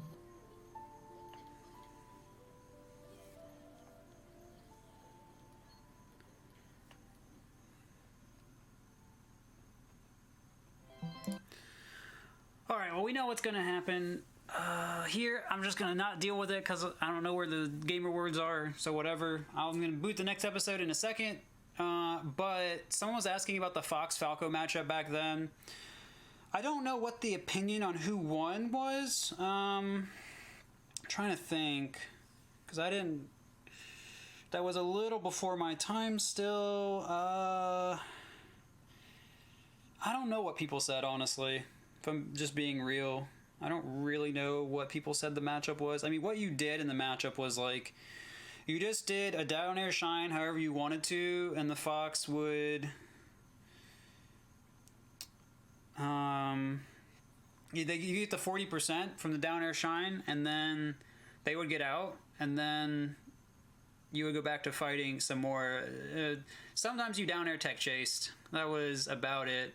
On Fox's end, the Fox could do the chain grab decently well, so there was that. And also shine spikes were becoming a bit of a bigger deal, but, you know, not the craziest one. Like, you would see some back throw shines occasionally back then, but if you adapted at all, you'd be okay. I don't know. I mean, shine out of shield was just starting to become a bit of a thing there. So sometimes, like, at least the technical Falcos could get it on Fox, but Foxes weren't always working on it. But yeah, I don't know. All right, everyone talking about the word and not about Fox. Why was that episode called Paper Cuts? Oh, I saw the Sandbox facts about it. Come on. I think it was something KDJ or wife said about beating someone. It was like getting a paper cut or something, or getting multiple paper cuts. I forget it now. Oh well. Thanks, Monty. Ken said it. Word. Close. Easy to read, but you get paper cuts. That's right. That's right. I should have paid attention.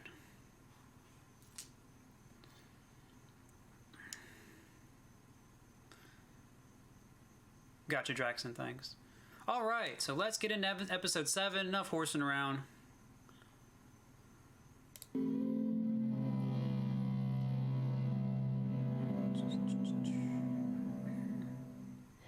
So what's the story on him? Yeah, he just goes around these tournaments, you know. That's how he makes his living. Just go around these tournaments, wins, doesn't have a job, doesn't go to school. I think the person who stood the hands of time, thanks, as of right now, is possibly Mewtwo King. Oh God, M2K. A superficially stereotypical, but then also very interesting person, especially in how it comes out in his playstyle. He still, after all of these years, is able to get, you know, top 5 if he stops getting emo and stuff like that, you know. He's Oops. Interesting. Yeah. He's very interesting. Melee controllers. Dude, Rainer. Imagine talking about melee controllers. I need you to go somewhere else. Yeah. Alright. A bit weird, but I like him. I know Ken was ready to play him. He wouldn't admit it, and he would act like Mewtwo King's below him. But he was damn scared to play Mewtwo King. I guarantee it. Everyone was scared to play Mewtwo King because when he's on, you just don't understand how you can possibly beat this guy. Lord, when the fuck did this pasty white kid learn how to play basketball? Oh, Dogie.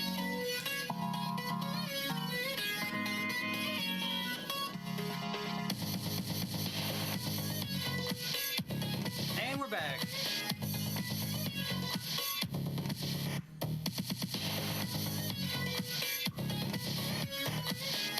Favorite line.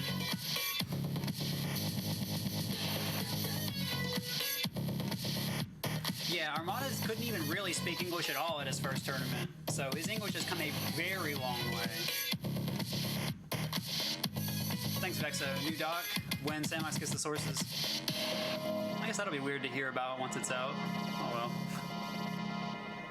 Yeah, Dogie quit to be a commentator a while ago. PC Chris, he came in at the beginning of the season, stunned everyone by beating Ken. He outlasts everyone else. They took it off the pro circuit, which was really upsetting for us because that's part of what creates the hype, is being in this environment with hundreds and hundreds of video game players. MLG, they bought Smashboards. They obviously believe in Smash as a competitive game, and like part of it has to do with just I'm just gonna go ahead and throw this out here. People were not happy when they bought Smashboards. They were in fact mad about that because people who spoke out about it got immediately like just ultra banned on Smashboards. Because MLG bought us and then didn't really do anything with us, so I don't know what the rationale was for any of that. It was pretty annoying. I'm glad that Alpha Zealot got us back, so yeah. But yeah, thanks MLG for the tournaments. Nintendo's a pretty reluctant company to work with. You know, through all the years of doing events, I've seen Microsoft and Sony, and they just understand that, like, competitive gaming's big. It means something for them, and they want to work with you. Like, you know, they've tried to help us along or brought developers over. Nintendo's kind of been very much the opposite, where they don't really embrace in competitive communities at all. They're difficult to even get streaming rights. Like, we haven't even asked them for, like, TVs, money, anything. Like, just can we show this game that we believe in, that you created, stream it for our professional events, and they've been reluctant to even do that. Don't say it. They started 07 circuit by having a little, like, grassroots event that they got a venue for. It was a nice venue and everything, but there was no hype. So that was kind of their transition, was we can't have you on the pro circuit anymore, but we'll try to help you guys out. So, which was nice of them, but like I said, it just wasn't the same as having it on the pro circuit. It was a really, really big difference. The chance for Smash to grow into something more, something mainstream and professional, seemed lost. In the wake of MLG's decision, the community pressed on, back into the underground world from which it had emerged. A lot of times one champion is replaced by another. Ken was replaced by PC Chris, Korean DJ, and Muji King all at the same time, which is kind of cool that it took three people to bring Ken down. It looked like the stage was set for me, Korean DJ, U2 King, and just like anyone else who was hungry enough to get up there. The three players wrestled for dominance in Ken's absence. KDJ bested Mewtwo King at the MLG-sponsored Long Island event. Mewtwo King stopped KDJ at Cataclysm 3. In California, PC Chris defeated Mewtwo King at OC3, and Mewtwo King trounced PC at FC Diamond in Indiana. Yeah, it wasn't a long-lived three-way rivalry. Beyond question, the most fearsome players around. But the youngest of the trio seemed slightly different, a savant pursuing one thing above everything else: perfection. Unless you're frame perfect 99 out of 100 times, you're not good enough. That's my mindset. That's what I tell myself. That's how I got good.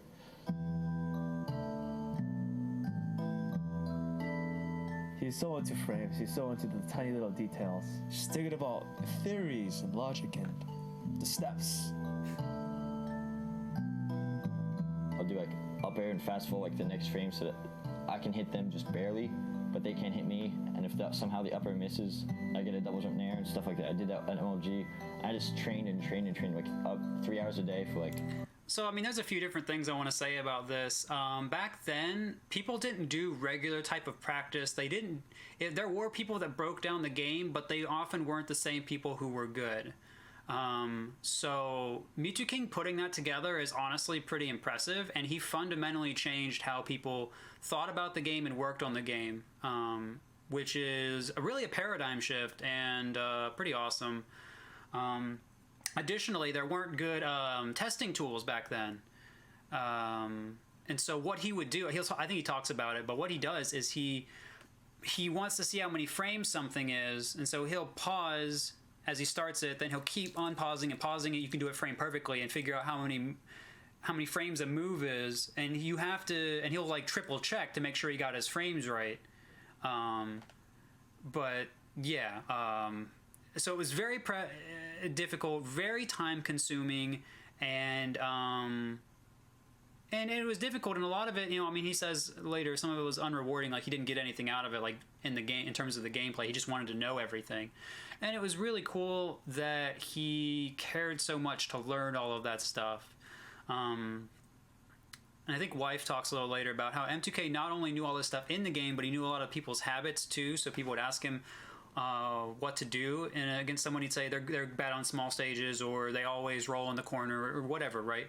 So I mean, he really was a different kind of player, and he really did optimize the game a lot, and I don't think that should be understated. That is really important, really cool, and I mean, really respectable, honestly.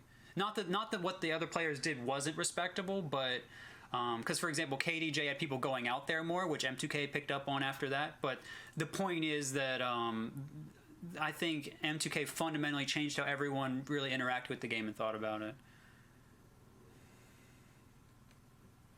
2 weeks. Everyone makes a joke that to be good, you have to like sit in your basement for hours on end, over and over again, until you finally have an understanding for the game. No one actually does it, except for Music King. Try to be as perfect as possible, and if there's some area that's not perfect, it's like, how can I make this a little better? Super Doodle Man and Music King with their frame data on get-up attacks, on moves being thrown out, distances on wave dashes and wave lands. Of course, Smash behind FGC. FGC had training mode that would tell you stuff. It was as absolutely accurate as I could possibly get it. He's very focused on whatever his objective is, and it can work for and against him a lot of the times. I beat Super Mario Bros. Original on NES. I beat it when I was 5. I made tons of like, pixel art and stuff back then. You can pause frame by frame, Zach. It's just something I started once, so it's like, I'm gonna make a big maze. And literally 90% of it, I drew line by line, pixel by pixel. Oh, there's a bot in my Discord that uses a lot of Super Doodle Man and M2K's frame data. That's pretty cool. I don't know that he's ever confirmed, where he is on the autistic spectrum, whether he's got a little bit of Asperger's or not. I certainly don't want to make any judgments, but he's in that vein. He's in that Rain Man world. Muji King can, in fact, recite many, many, many digits of pi, enough so that you have to tell him to stop when he's doing it.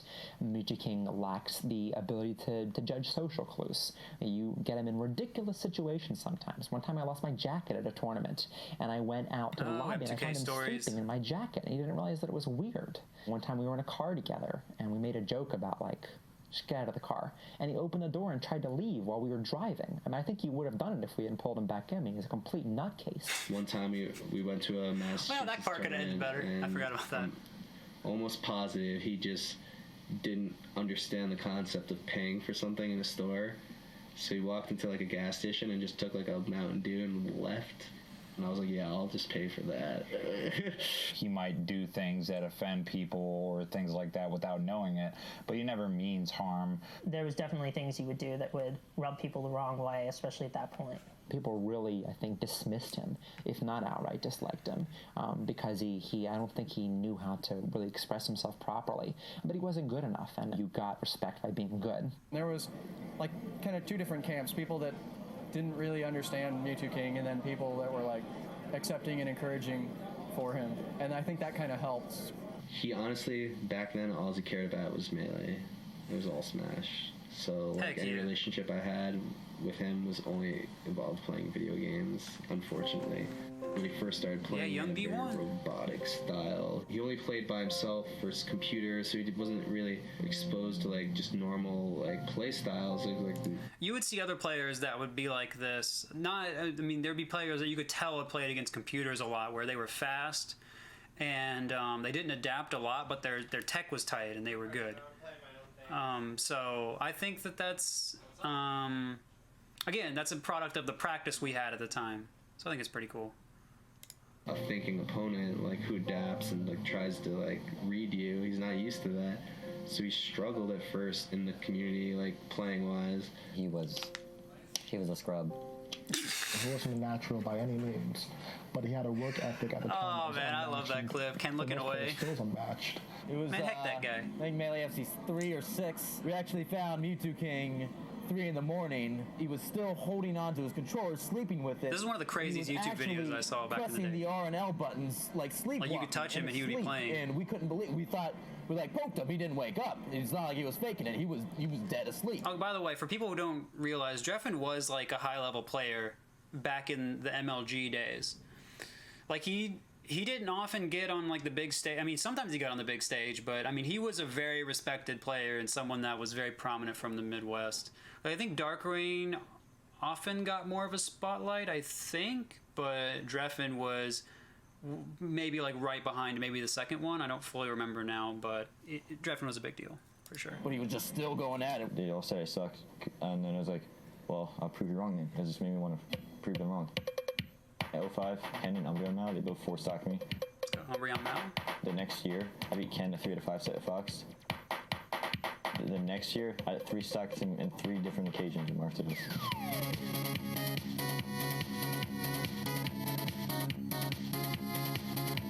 I'm a beast. Oh yeah, that's right.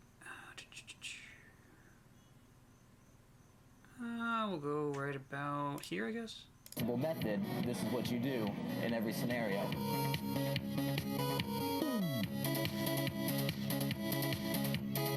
The most fearsome player to know in a match. Save melee. He just became amazing.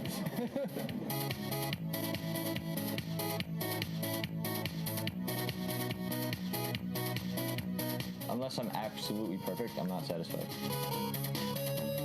I wasn't around personally to see Ken's reign. Everyone said, it was crazy how much better he was than everyone, but I seen Mewtwo King's reign, and Mewtwo King was just so much better than everyone. He just destroyed everybody. It was just crazy. It was 1, 2, 3. That's it. First stop, gone. I just rage quit. I said I couldn't do it.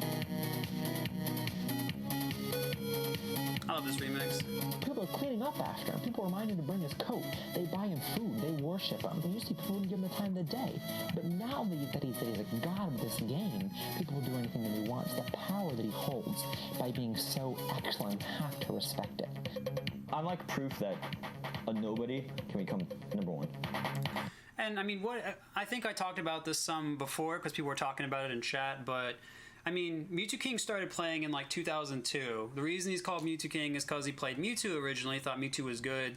He thought the Shadow Ball spam was very strong, and he spent a lot. I mean, he was also pretty young then, but he took a lot of time trying to improve. It took a lot of practice, and people didn't play with him a lot initially, so he had to play alone a lot.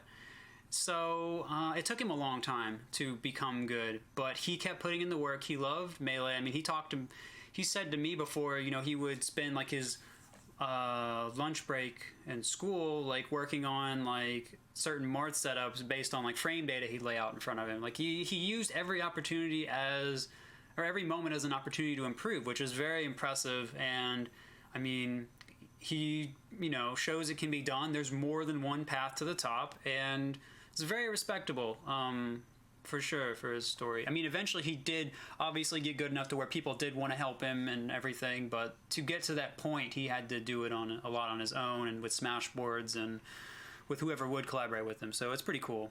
But yeah, I just want to kind of reiterate that.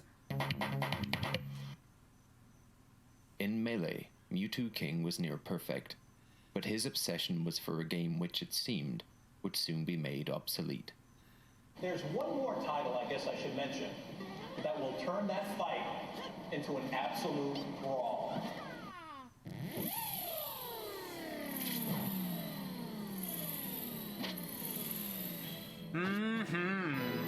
That went well.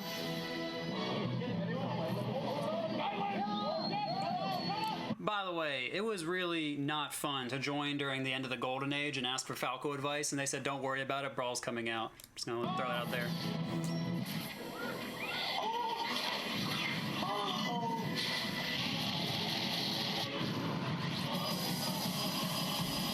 I was excited.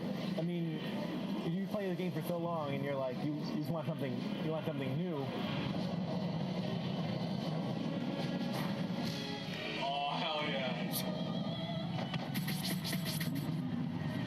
Oh yeah. It was like the new game to play. This is going to be the death of Melee. Good editing. So beautiful. And trust me, it's the best Smash Brothers ever, by far. We drove to this GameStop outside of Philadelphia because the only way I was doing midnight release. We were so hyped. New characters. Melee was so close. good, so fast, so exciting. It's going to be part 2. We had the fest at my place, in my apartment. We had about 4 setups. We're playing it. And we're playing it. And we're playing it.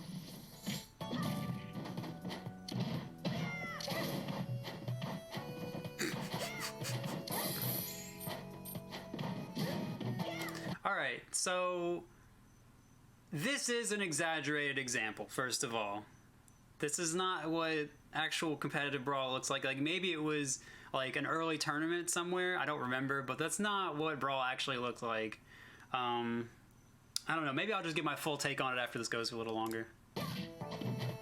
it didn't wow me like right off the bat, and I was kind of worried about that. At least from a more melee perspective.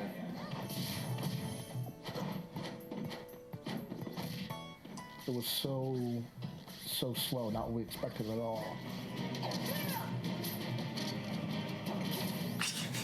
We tried to make it fun, I guess, but after a while, after a few months, it became clear that like the engine was just designed to really, really reward defensive play. There's just like little room for like combos, like exciting. All right, so this is probably around the point where I just have to start talking about it. So, I mean, obviously with MLG, Nintendo did know about us. There had been interviews where Sakurai said that we were like crazy hardcore people or whatever, and he didn't like it. He said it wasn't in his vision for what he wanted Smash to be. He wanted everyone to win. So he made Brawl, he made it more defensive, he made shields better, he took away a lot of the movement, he removed wave dashing, he added tripping, and so on. And the thing that always kind of drove me crazy about the philosophy before I get into the rest was like, Melee was an awesome casual game too. There were items, there were cool modes, there were cool one-player things to do. You could have both. You could have a great casual game and a great competitive game. I mean, I guess he was worried that people would hustle people and things like that, but it's something that I think it's ridiculous. I think that he had something really beautiful there, and I mean, he directly, kind of spit in our faces, and it's pretty insulting, honestly. When I started playing Brawl, I mean, everyone was playing Brawl, so I did it, and when I wasn't sure what to think, but I was like, oh, well, the game just came out, and I don't really know what it's going to be like, so I didn't get worried like a lot of people. I gravitated to Marth pretty quickly. I didn't like a lot of the wonky stuff. I felt like I could kind of move with him. He had some aerial drift, right? So I played Marth, and it was discovered. People were losing faith in the game fast, and there were actually like people talk about when SSBU came out at the time of this recording several months ago now, in late December or something like that. I forget.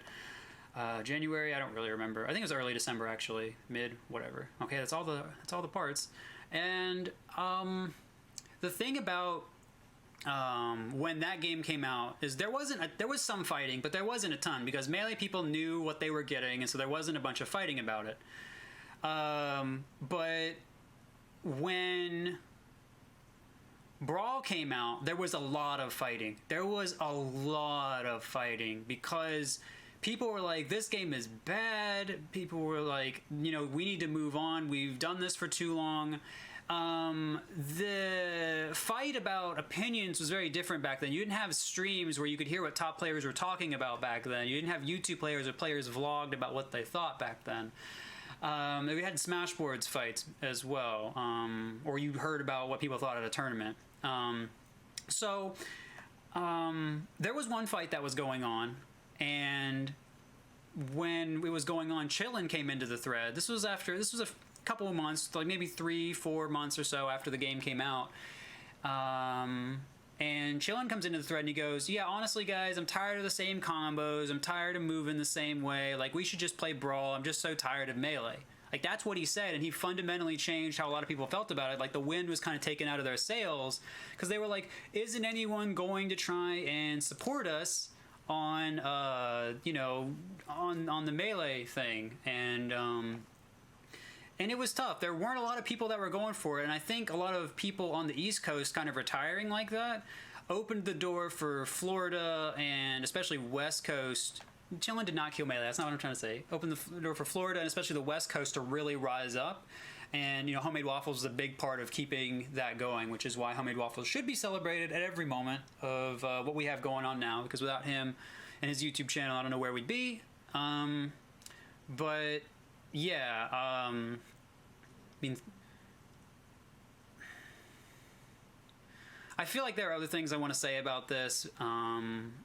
I guess I'll say in my own case, I was really mad at Brawl people because, it was really kind of a dehumanizing experience. You were a Brawl person or a Melee person eventually. And I did play both for a while. I was decent at Brawl, but not like...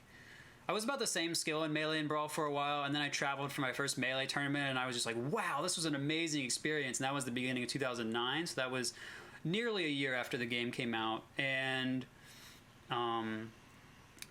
I realized that my focus was then going to be on Melee, and so that's where my story changed. And I think, but 2008 was rough for Melee. Like, there was just a period in the middle of 2008, because after Brawl came out, where just nothing happened. No new threads, basically no tournaments, like just nothing. So we haven't really had a period like that in Melee since, and you know, that was rough. Like, people talk about like Melee dying, and it's like, there were literally no tournaments, and if there were tournaments, it'd be like 10 people. And like, even when the game came back, like if you had 30 people at a tournament, even if you had 20 people at a tournament, you flipped out. If there were 2 new people, you lost your mind. Like, wow, that's so many new people, right? Like, it's so different now. And I think people talking about Brawl or Melee dying when we have like so many big tournaments and so many thousands of views and follower counts always going up and right, Mango's being a big streamer, like always drawing no attention to the game.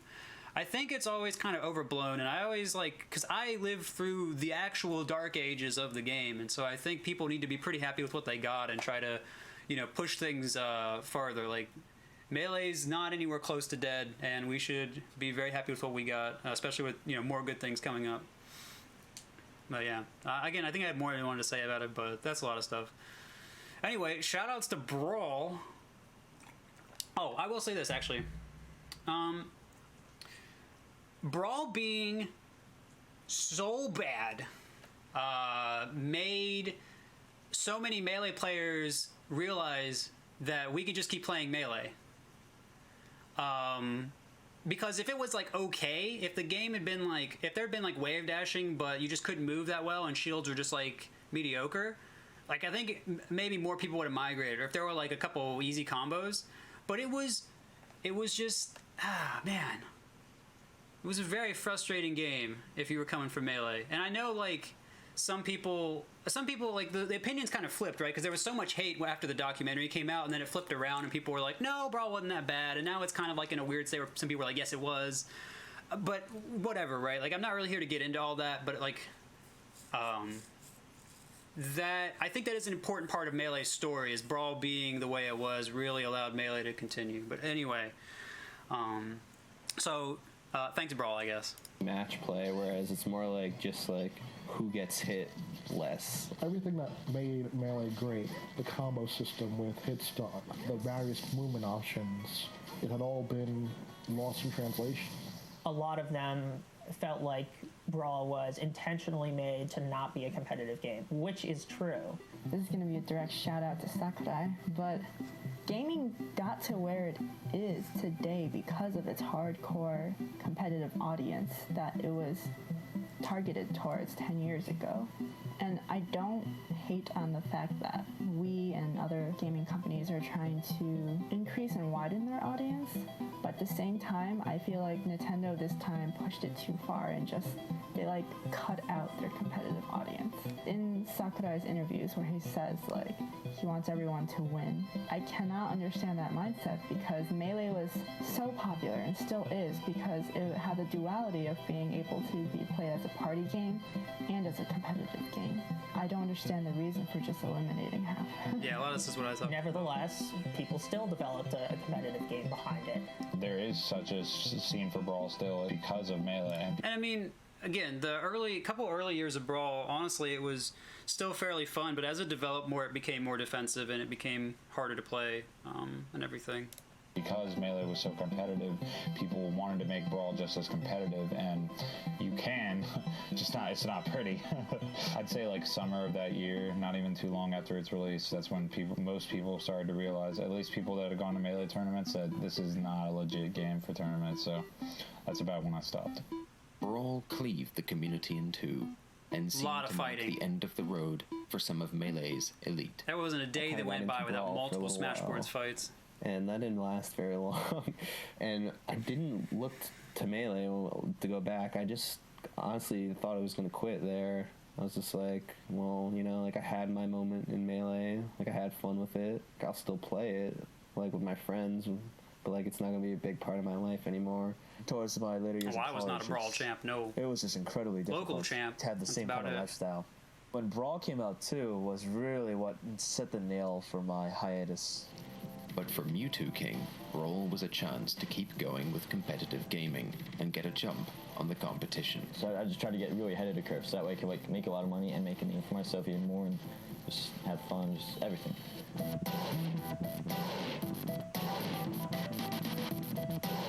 I have fun playing Burnout because he's fast and I like combos. If he was like the only Melee character, I just tried to figure out everything really fast. I mean, there's a couple different things I want to say about this, but Mewtwo King being able to go over and still optimize Brawl was really impressive. He actually played D2D before Meta Knight, by the way, which is pretty funny. There was one other thing I wanted to say. Oh yeah, being good at multiple games is really hard because the muscle memory really messes you up. Like, because they're just totally different games. So that's part of where Mewtwo King's really long hand warmers came from. But yeah, still really impressive. Playing both Brawl and Melee at the same time competitively is very difficult because they're two different games.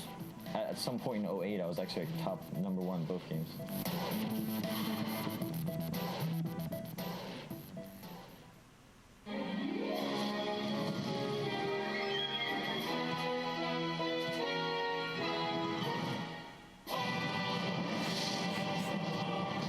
After MLG, well, hello there, Melee found Evo. a temporary home in the lineup of Evolution, the premier fighting game tournament in the United States. The professional setting and first place prize brought a familiar face out of retirement for one last tournament. So, Melee had been at Evo in 2007 for a couple times, but it had been like sidelined, and the FGC was not thrilled about having us there. If you want more on that, you can go to our Kappa. Things have not changed in like 12 years or whatever. But Evo had Melee like either, well, no, it was late 2007 at some point. But yeah, that was a really interesting tournament. But yeah, the rules were not the community ones. This was good enough for me. Like, I wanted to go out with a bang. I wanted first place. Okay, our cap is not representative. That's fair, but there's a lot of people that at various levels and involvement in the community that have interesting opinions about Melee. I signed up for Evo, and I trained my ass off. For Mewtwo King, a focused Ken would be the man to beat at Evo. But before he could take him on, he found himself facing off against a Melee newcomer and his stubborn Jigglypuff. Jigglypuff? What a bad character.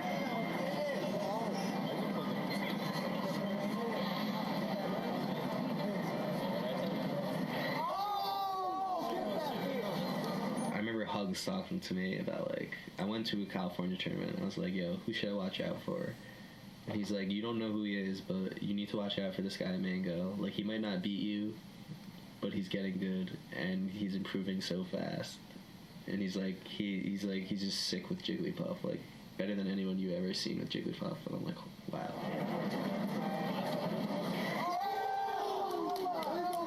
Usually when you ask something, they're like, oh, watch out for this guy, blah blah blah. Like, he like went out of his way to warn me about Mango, so I was like, this guy must be legit.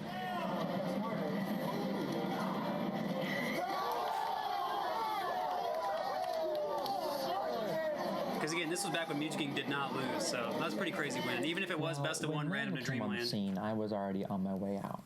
I was already a little too old. And Was I he the first already puff me? not quite good No. enough, No, and no, no. Blah, blah, blah, blah, blah. So I was able to view it kind of on the outside. He was a hurricane force, and when he beat Mewtwo King, everyone said that it was a fluke, including myself. I thought, it was the middle of the night, and he was on West Coast. King wasn't the first. I think Zulu from Texas was the first. I made a lot of excuses, and then King. Tournaments. Could be wrong though. I don't know my old school lore that well.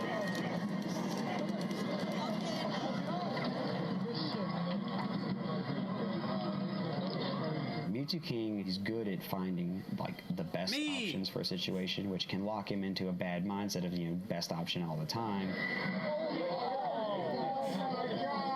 For the YouTube watchers, the best option. So he says, you just do stupid things that shouldn't work. Basically, you approach him in weird way. He says it's like, you know, you do. This weird is what stuff, Mango actually said in his interview too. I watched that.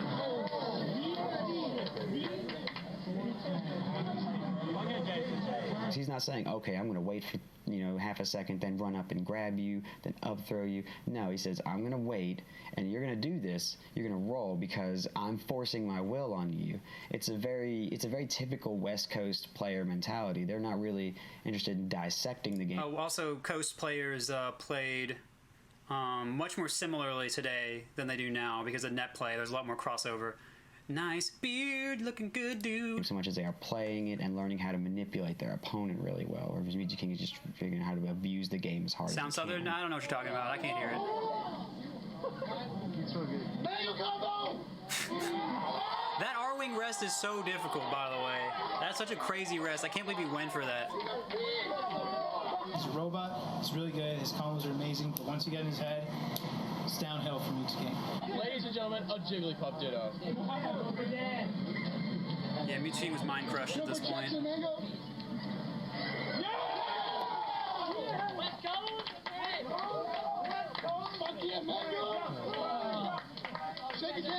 So much of Meiji King's identity came from being a god at the game.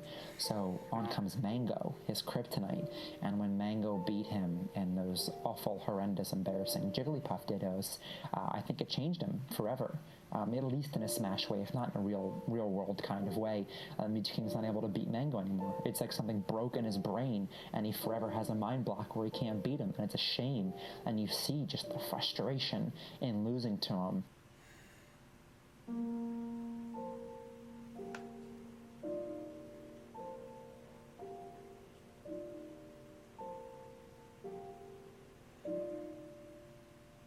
mean, it is true, M2K really does struggle with that sort of thing. He loses one match or two matches and that's it. He's done for the tournament. He can't bounce back from it. He's not like a Ken or a Chuda. He doesn't like the adversity. He doesn't like being cheered against. He doesn't like not understanding what's going on. And those things there, I really saw frustration and anger in him. It used to be everyone rooted for Meiji King, and then by the end people were rooting against him, and then to see him fall to Mango, it was very heartbreaking for me. It's very sad. I have like depression problems. Like when I'm like not playing good in a day or just feeling down for whatever reason, I just get depressed, and then it's a really big problem I have. I just get depressed, and then I just like don't feel like playing anymore.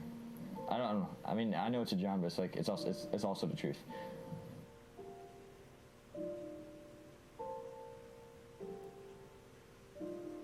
No one wants you to win. It's like I feel like I have no friends. I feel like I'm the enemy.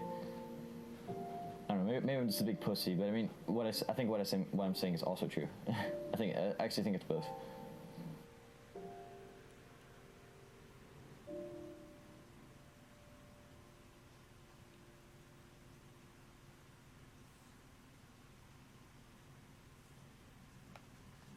Even as we still decided to stick with the Melee, not all of us did. Numbers were starting to wane. These events used to be like 40, 50 people in the tri-state region, starting to dim down to 20. And you're really concerned, like, is this the end? Melee looked like it was on its death throes. And it's like, let's just do one more, as farewell. Okay. AKA Olive Garden, ladies and gentlemen. That's the boy. Bright and early, man. Bright and early. Rob, I early. came a little late because, I had the females here setting up. Yeah, the females. What time does team start? The team starts at 12. Who's interested? And then it was a waterfall. So there was actually a tournament before ROM called the greatest Melee tournament since Brawl came out in Georgia that actually paved the way for Brawl, or paved the way for ROM, and that was in later 2008, and that's what showed people that there was a lot of potential. But I don't really mind the doc narrative on this because like ROM was a bigger deal, obviously, but still,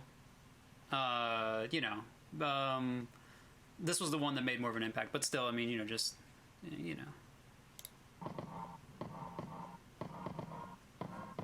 TV, laptop. You start hearing that's in the South. Hungry Scar. Box, Shiz. And then, Mango, still at rivalry with Mewtwo King, you have this mix of all generations of the game. Guys like Korean DJ, Shootout. Yeah, it was actually really interesting. This was, I think ROM 1 was kind of like basically where things had changed, because the meta had been progressing somewhat, and these guys were playing less, so it really brought the best of old and new together, and the guard, you could see, it really started changing by this tournament.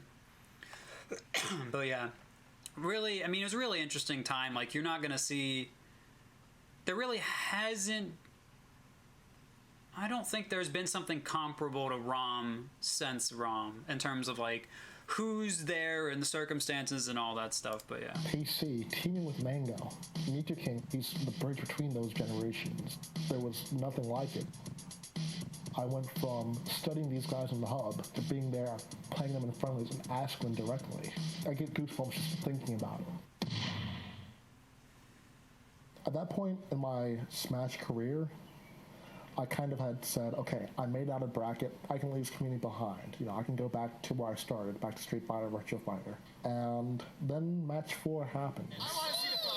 This is the match. Stay marked, you son of a bitch. Without that set, I probably wouldn't be in this chair right now. All right, what stage are we thinking? Is he going back to the stadium? Oh, my random. Keeping him as marked? I don't know. Shiz would be like a Karl Malone, someone who was extremely solid, might not have won the big one, but people definitely know that Pose was name. like 2006 or Time, something, it was 2005. Kind of Jordan-esque.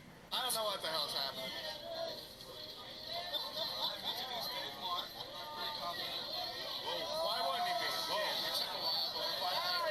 Shiz was the one that everyone was screaming for and wanted to see advance.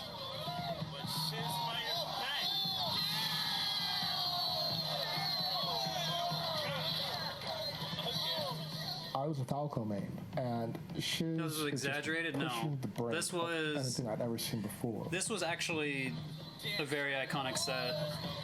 Like me as a who switched to Falco full time like a year before that, it was pretty crazy.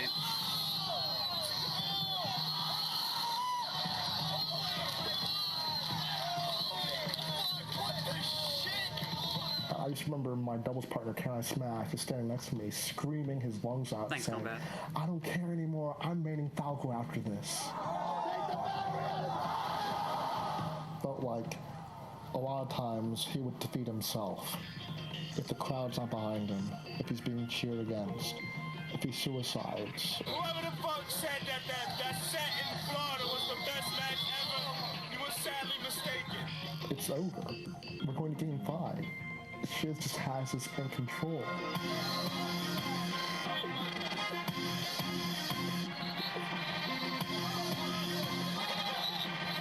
Back airing the wrong way, decider of many melee sets.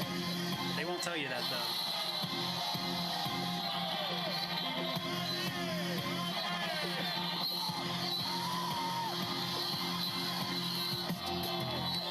So that down smash was actually supposed to be a down air. This match was actually really, really important. Actually really important. I can take over the game at any point I choose to. You make one mistake, that's all it takes, because I know how to get rid of you. To pull victory from the jaws of defeat, there's no other ways from saying it. Match 4 became the most watched of all time, and just like that, a community. It took a very long time for anyone to watch more, to get more views than that.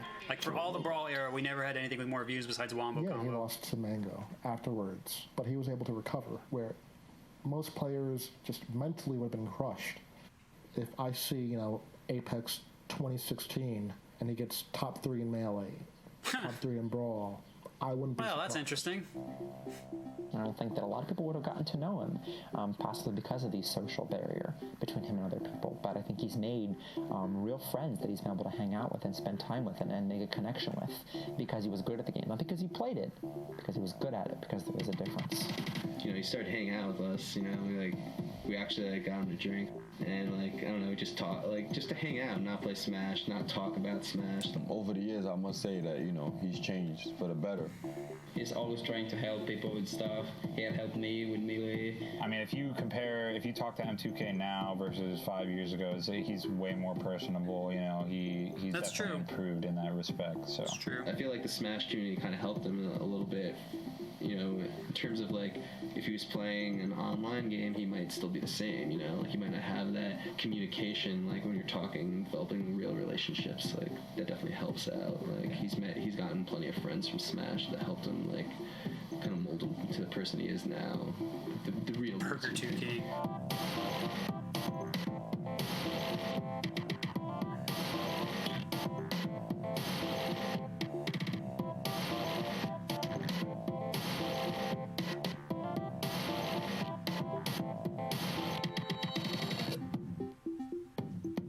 Good job, Samox.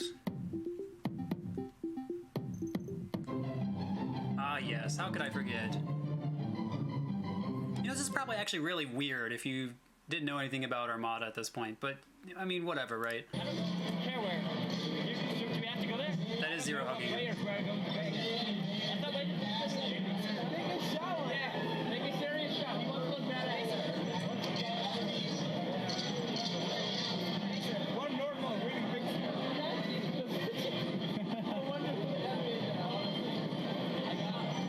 Do we have to play there quickly?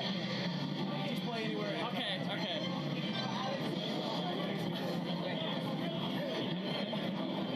What was that? Continue for DBZ. Yeah, still, no. We can play anywhere. Yeah, but against who? That's a good point.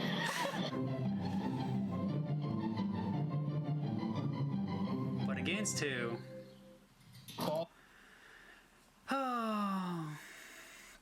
Some questions just don't have answers, chat.